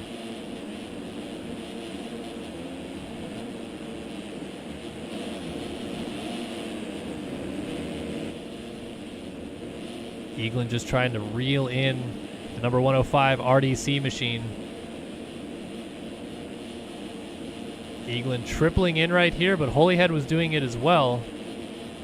Doesn't look like he got it that last time by, though, because Eagland has definitely closed that gap down, and now Holyhead almost jumped off the track, so Eagland jumps on by into second place. The defending champion has moved back up into P2 and now has his sights set on race leader Casey Cochran, 3.7 seconds down. Let's go on board with Eagland for a lap and see what it looks like. A 57.4 resetting his best lap of the race last time by. Let's see what the onboard perspective looks like. Early in the race, not a lot of ruts or anything like that laid down just yet. The track is continuing to develop. These 250 guys not wanting to go outside and double over, so they'll go inside, just roll, double, table over single, double out. And because he had to avoid that lap rider, the lead gap opened up just slightly a little bit there for Eagland, now to over 4 seconds. Trying to catch down Casey Cochran. Looks like Cochran maybe didn't get that rhythm very clean because it's now back down to about 3 seconds.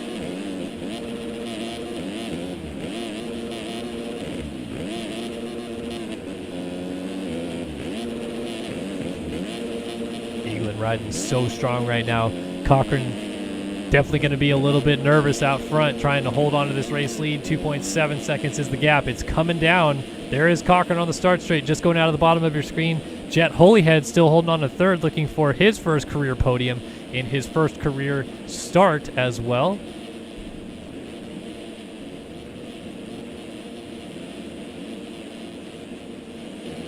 Cochran, another little bobble out front. It is so stressful being in this position, especially with your first career race win on the line. We saw Cochran have a little bit of problems while leading the main event at Indy 1. He's going to come up short here, and he's very lucky to ride out of that. That could have been worse. But he is going to get this rhythm section clean. That's going to be crucial to keep the pressure on Eagland trying to close up. Eagland does not get it clean in turn.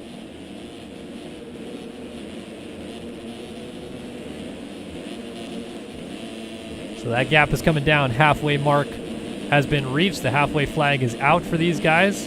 Rider down, that was Dalton Plessinger. Man, Jet Holyhead, he is keeping these guys honest. He is not letting them go whatsoever.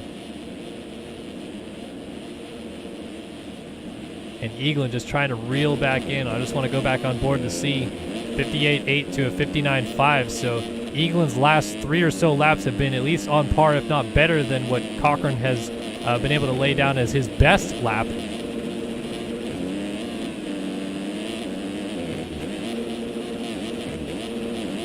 Triple on, off, triple out. And these guys double in, try to get that rear tire gripping down the backside so they can triple there. Wasn't ideal there as Cochran jumped off the track up the road, and momentarily Eaglin was gifted the lead. Cochran trying to lap, I think that's Caleb Hall in the 561, 57.8 and a 58.6 out of Cochran, so almost a whole second chunked off. Eaglin is catching Casey Cochran here very fast. Oh, Nick Tomasunis down on the outside, gets Eaglin hung up a little bit there. Loses about 3 seconds. Is Cochran going to breathe a sigh of relief as that gap opens back up?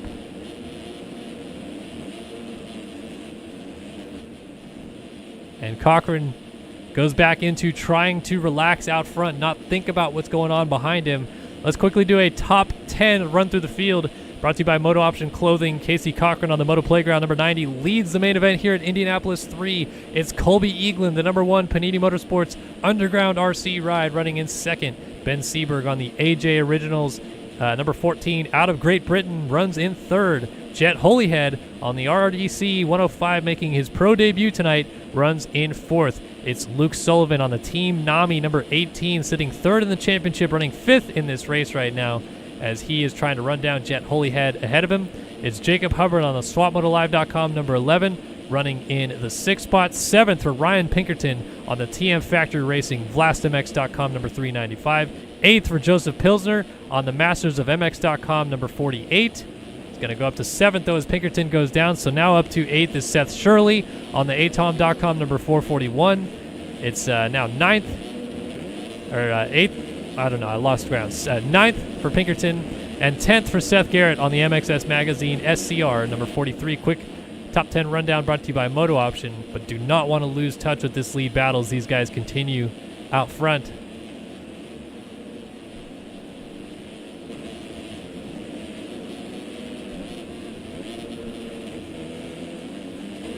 Could this be the night for Casey Cochran? On the Moto Playground, number 90, gas effort.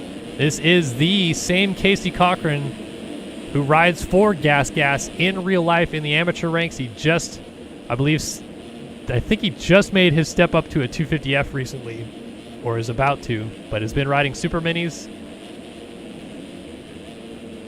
at a very high level here lately. Almost no doubt that we'll see him in the pro ranks in real life Supercross before long. As he goes off the track there, nice to recover, but he is going to lose a little bit of time on cuts post-race. So if Eaglin can close this gap down, it's going to make things interesting. Triple on off, triple out there again. And nobody on this 250 class wants to triple in right here. It is tough. But if you can double in and get that second triple, Eaglin through the front door goes down. Eaglin goes down in the middle of the rhythm lane. And that will open up a huge gap for Cochran as Seberg goes by for second. And this puts Casey Cochran on a huge race win watch out front. This would be his first career Race Factory Gaming 250 main event win with 3 minutes and a lap to go. He's got a 10-second lead on Ben Seberg. Oh man, he has got to be sweating. I'm sure he'll even tell you, even though he races in real life, and I'm sure there's a lot of worry associated with maybe leading a Super Mini race at Loretta's or something like that, you'll still get the heart rate pumping in these Race Factory Gaming main events, and your hands will get tight, and you'll get all nervous, trying to go tunnel vision, trying to think only forward, but instead all you're doing is looking at the pit board. You're looking at the timer in the upper left-hand corner of your screen, counting down the laps, trying desperately to get to the flag. And Cochran leading here at Indianapolis 3. He was so close at Indy 1. Another podium at Indy 2. And right now, leading again at Indy 3, Ben Seberg is still in second. Eaglin drops back to third. Sullivan is in fourth. Jet Holyhead just went down. He was in fifth. I think Joseph Pilsner is just going to get there as Hubbard 360s in the background and goes down. Holyhead gets on the track alongside Ryan Pinkerton there, but Holyhead able to stay ahead of him, and Hubbard having an awful night when he could have definitely benefited with a rougher night for Eaglin. It has not been as cut and dry as we've seen out of the defending champion, who still runs here in third. Seberg, oh boy, that gap has come down significantly. Cochran's lead has shrunk down to just 3 seconds. Might he be thinking about it too much? And Seberg, for what it's worth, has won one of these races before, so he knows how to get it done. Probably 3 to go. Yeah, should be 3 to go this time by. Seberg on the 14 is lurking back there. He also would open up an opportunity tonight, though the same exists for Cochran with a 450 counterpart. If Seberg wins, that AJ Originals number 14 machine could have a sweep out of the AJ Originals. That's Arminus Jassiconis Originals. That is the real Arminus Jassiconis putting this team together. And if Seberg wins, then Leclerc, if he wins the main event tonight, that would be an AJ Original sweep, and Seberg down! Seberg goes wide into the Davalos bales and immediately falls off the bike. So Cochran, again, kind of gets a huge break here. And Eaglin is trying to capitalize as quickly as he can on Seberg's mistake. Cochran up front, let's see, time with about 15 seconds to go right now, so 2 laps to go right now for Casey Cochran out front. And Seberg going to be much more worried now suddenly about the chasing Colby Eaglin than he will be of trying to run down Cochran out front.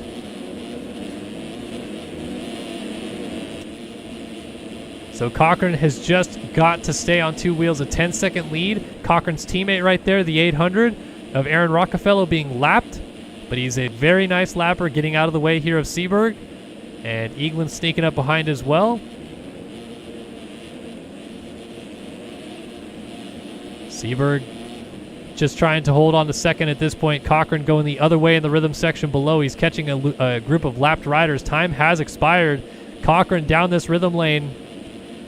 For the second time in 2 weeks, Cochran is going to get the white flag as the race leader, and he desperately wants to hold on for this one. It's white flag in the air here at Indianapolis. Casey Cochran looking for his first career main event victory with a 9-second lead. He's just got to stay on 2 wheels. No 2 ways about it. Seth Shirley on the 441. Not really moving out of the way just yet. He's trying to make a pass in his own right. Shirley is going after McIntosh, but he's got the blue bar. And oh my goodness, Cochran is right there on the 441. But he's refusing to move. Having a bit of a Dean Wilson situation. He's going to go wide here, but he's still not out of the way. Seberg, unsuspecting to what's going on in front of him. Cochran is not going to go for the triple in here, but watch out over top. Someone goes for the quad. Cochran just backs right out of the challenge. He is taking it super safe.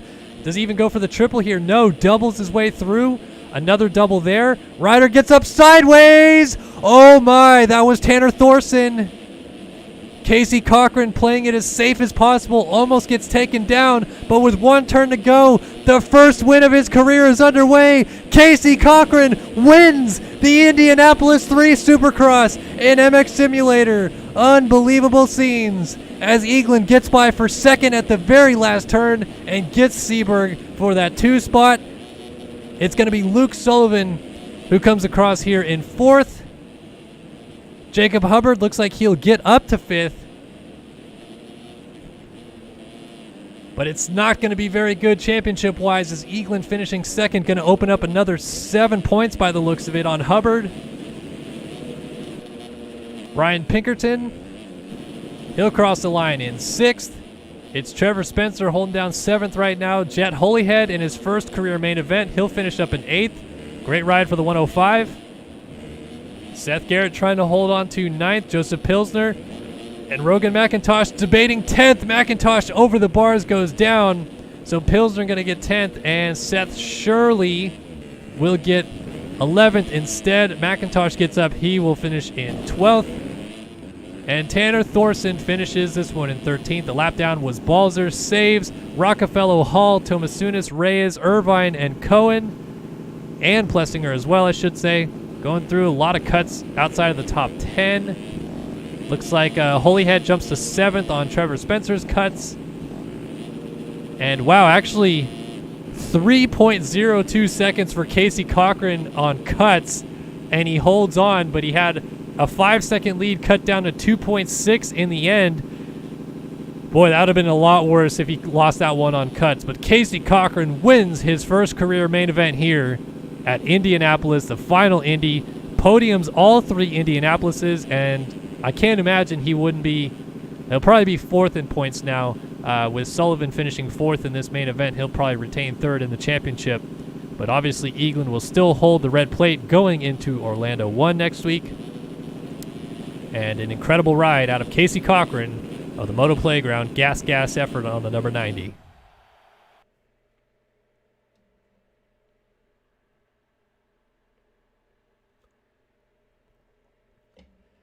Whew. All right. Fun 250 main event there. No question about it. Excuse me. And that is going to lead us into our 450 main event, which is presented by Phil's Ski and Snowboard. Phil's Ski and Snowboard is your one-stop shop for all things ski and snowboard. They have over 35 years of industry experience, along with a youthful and knowledgeable staff, giving you the best experience you can find in Orange County. Whether it's tune-ups and repairs, seasonal leases, retail, or just giving information on the latest and greatest equipment, they are here to make sure you get the most out of your winter. Phil's Ski and Snowboard brings you the 450 main event here at round 6 of MotoOption Supercross Indianapolis 3.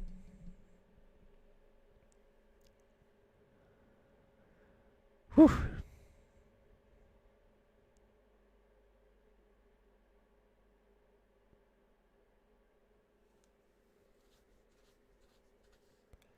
Good to see a lot of people still hanging out in chat. Andrew Wood in chat asks, what is OGL Paco? It is a Twitch channel, twitch.tv/OGL Paco. Proud sponsor of Race Factor Gaming Competition.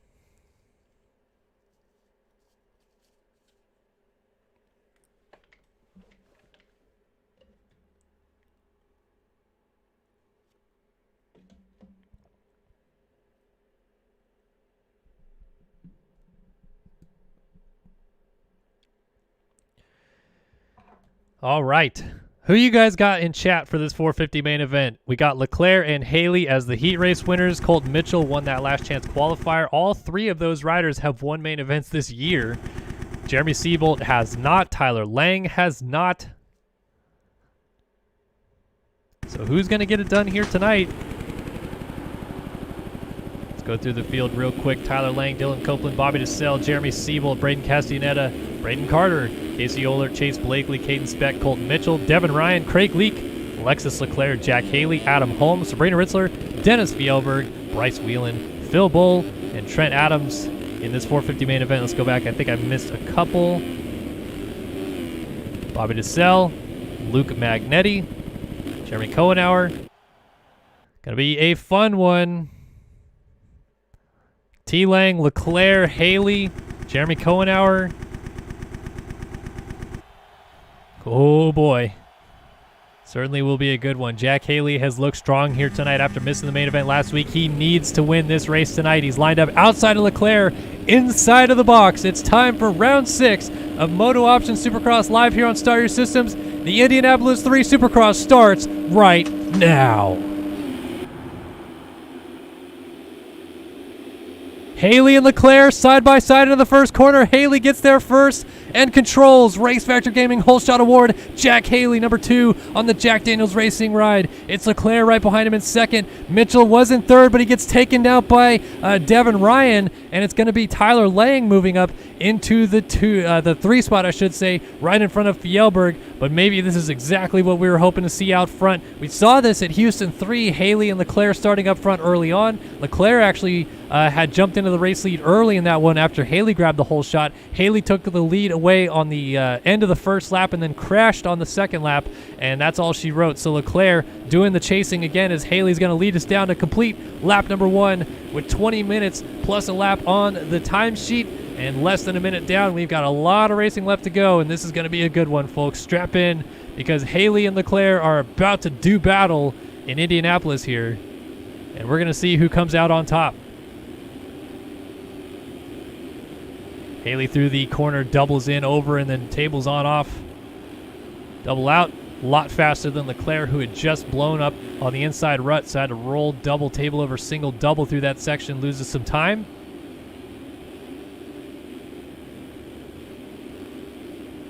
You've got your 2019 Race Factor Gaming Supercross champion leading the race, and your 2018 Race Factor Gaming Supercross champion in second. Of course, Leclerc is your current points leader. That's why he's got that red background on his AJ Originals Kawasaki. And your defending champion is buried in P20 right now. Jeremy Seebold is having an awful year, and it's just getting worse and worse as the rounds go on.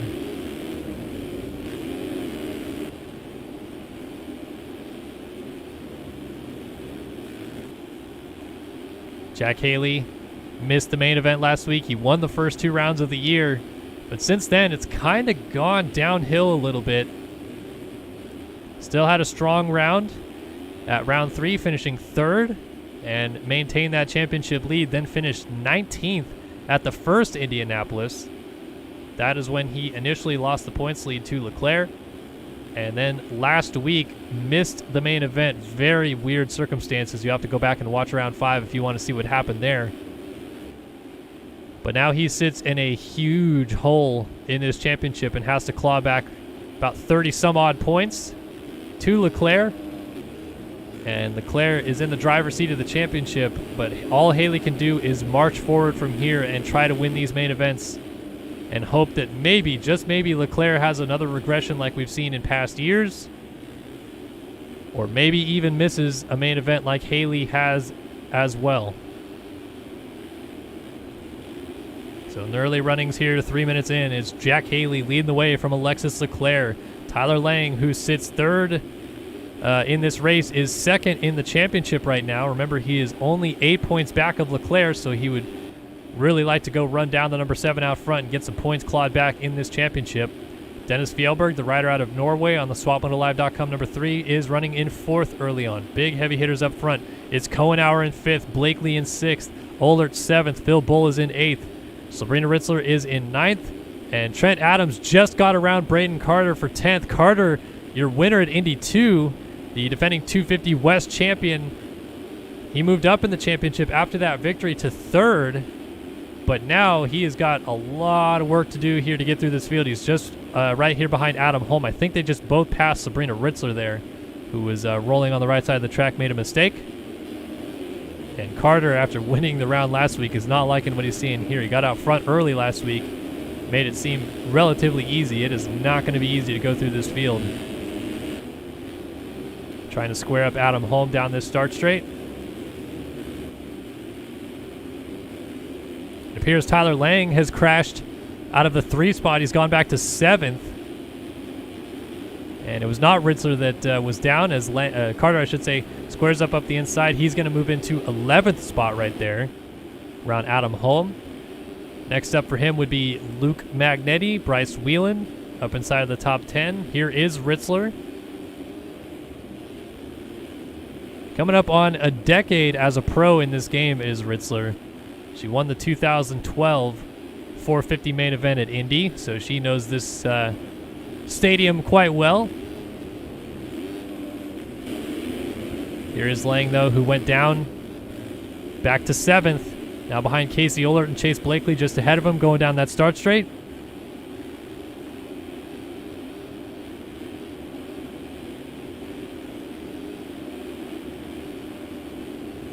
Good main event so far for Blakely and Ohlert, 2 guys that have quietly had some pretty solid years. I think Blakely would say he has had a little bit worse year than he wanted to, and then Weird just kind of brake tapped in the air and goes down. So Lang goes by, Ohlert went by. Anybody else going to go by? Looks like Ritzler and Whelan also went by. Whelan trying to work on Sabrina Ritzler here. Mistakes aplenty happening out front, though, as Fjellberg, who was running in that 3 spot, just got passed by Cohenauer. Ritzler and Whelan battling it out. Wheelan trying to square off underneath the whip style ride. Ritzler off into the tough blocks there. Blakely might get her as well. Up the inside, goes to block the corner. Nicely done job there in the end, I should say. So here's Lang. He's trying to track down Casey Ohlert just ahead of him. Ohlert is in 5th. Fjellberg has dropped back to 4th. Here is Jeremy Cohenauer looking for his first podium of 2021. Solid ride so far for the Race Factor Gaming El Presidente on the MV Films number 20. I think you guys want to see what's going on out front, though, right now. Leclerc, 2.4 seconds back of Jack Haley. Lap time check, 56.1 for Leclerc. 55.9 last time by for Jack Haley. You think this man means business tonight or what?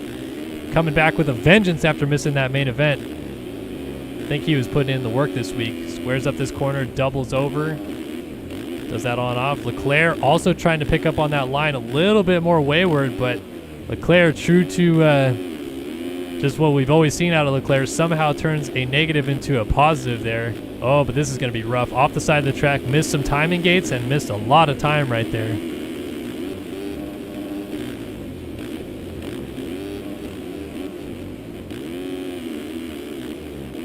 Three seconds down is Leclerc going through that rhythm section. I think right now these guys are kind of just pacing off of each other a little bit. You can see the track map upper right-hand corner of your screen.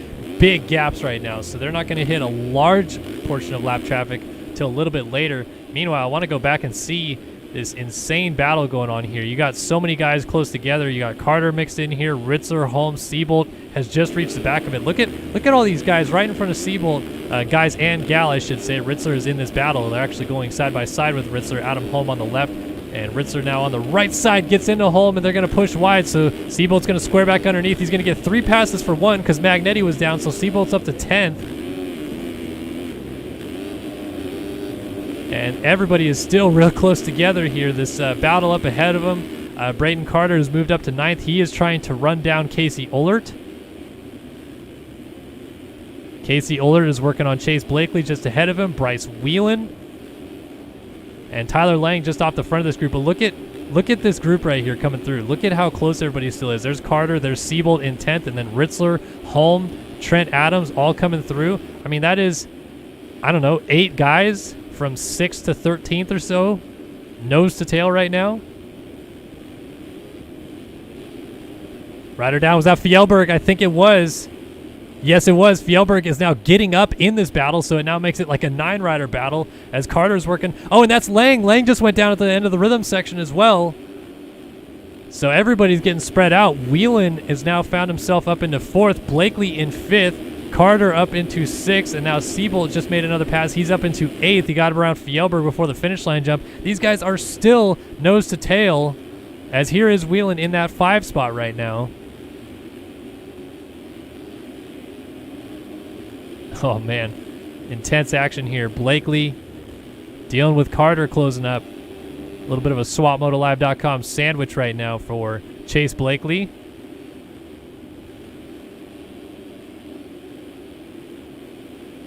Remember, out front, it's still Jack Haley from Leclerc. We'll go up and check that battle soon. But this is a key battle back here as well because Braden Carter and Tyler Lang losing some valuable points as they continue to fight back here. Although it is closed up quickly up front. Jack Haley with only a 1.4 second lead right now on Alexis Leclerc.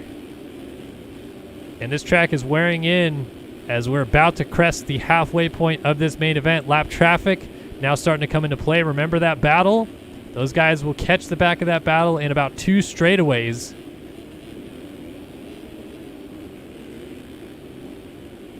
Leclerc, slight mistake. Didn't quite get the first part of that rhythm. Clean. Haley off the track. Haley off the track after the rhythm section. Looks like he tucked the front wheel on entry. And Leclerc goes to the lead in Indy at just past the halfway mark. 10 minutes down, 10 minutes and a lap to go. Adam Holm trying to get out of the way as Leclerc and Haley both are trying to come by. Holm sneaks in right behind Leclerc, but I think he's going to go to the outside here in this corner and let Haley get down the inside. Yes, and Haley goes right back to work. Both of them going for this double inline. I think lap traffic is going to be the key factor of this. These two seem to be running such a similar pace. It's more about who can get through the lap traffic clean and more specifically, not crash while trying to get through lap traffic. So Haley going right back to work on the 7 as they lap the 92 of Leak. And I think that's Ritzler and Castellaneta on the outside. Look at how close they are. Is Haley going for the lead? He triples up the inside. Jack Haley back to the lead in Indy. No, Leclerc back underneath and back out front. Back and forth we go. Haley tries to sneak a wheel in there but doesn't quite get it. They are weaving through so much lap traffic. And Leclerc, very good job to read Haley in that rhythm lane. Look at this! Oh, Haley kills Leclerc for the lead. He went through some tough blocks. That's going to be questionable. But Leclerc down, and Haley is back out front. What just happened? So Haley leads again in Indy, and Leclerc has to go back to the drawing board, 3.4 seconds down. All the while still weaving through lap traffic. I could not believe the drive Haley just got through that whoop section. And now he lands on a lapped rider and goes down. Lots of riders down. Leclerc gets into Haley but crucially stays up. Oh my goodness. So much lap traffic. It is all unraveling now for Jack Haley. He's just trying to get around these guys. Craig Leak trying to get out of the way. Leclerc still has Adam Holm right behind him in this lap traffic. Oh, it's brutal. They're all so close together.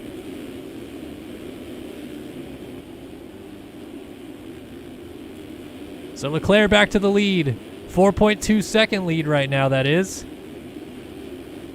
And the lap traffic playing a bit of a factor.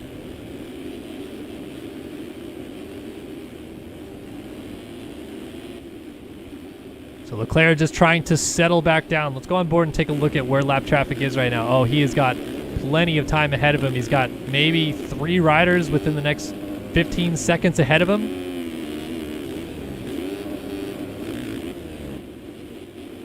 Jack Haley's still trying to weave his way through. He's trying to lap Adam Holm here, and then he will also be in the clear.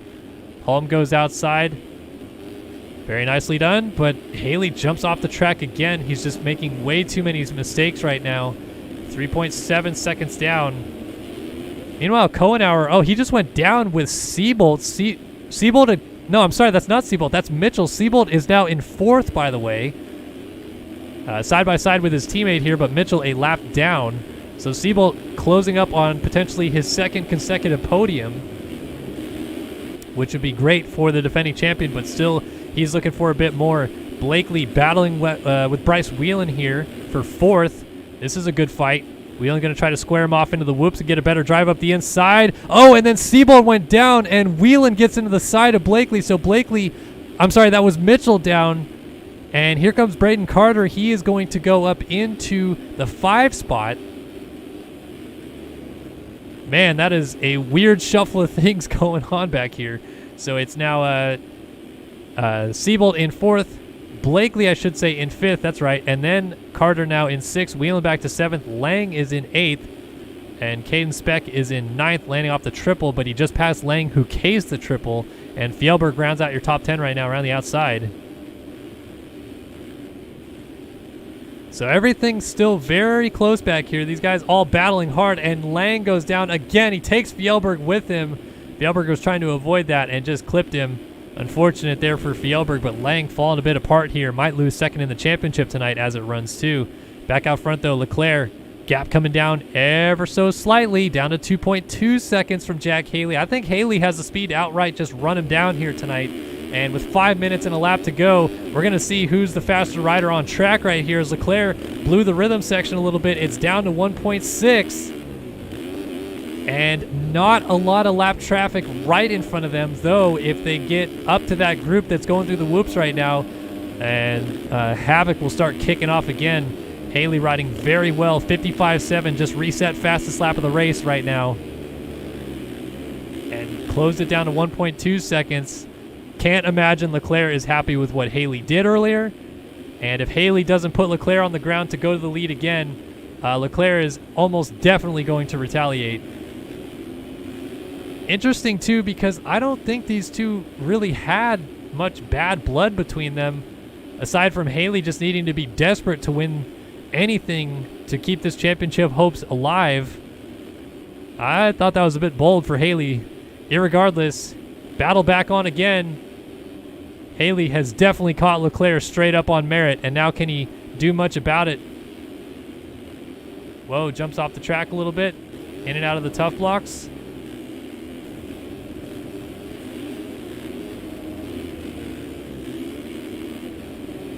And Haley has once again caught Leclerc. Does it come down to blitzing the whoops up the inside again? He's not that close, but he freaking railed him before. It's looking real smooth in the whoops, but he's trying a different line, far left side of the whoops now. I wonder if that's something that he's maybe going to size up to go outside in this section later on. Not sure. 16 and a half minutes down.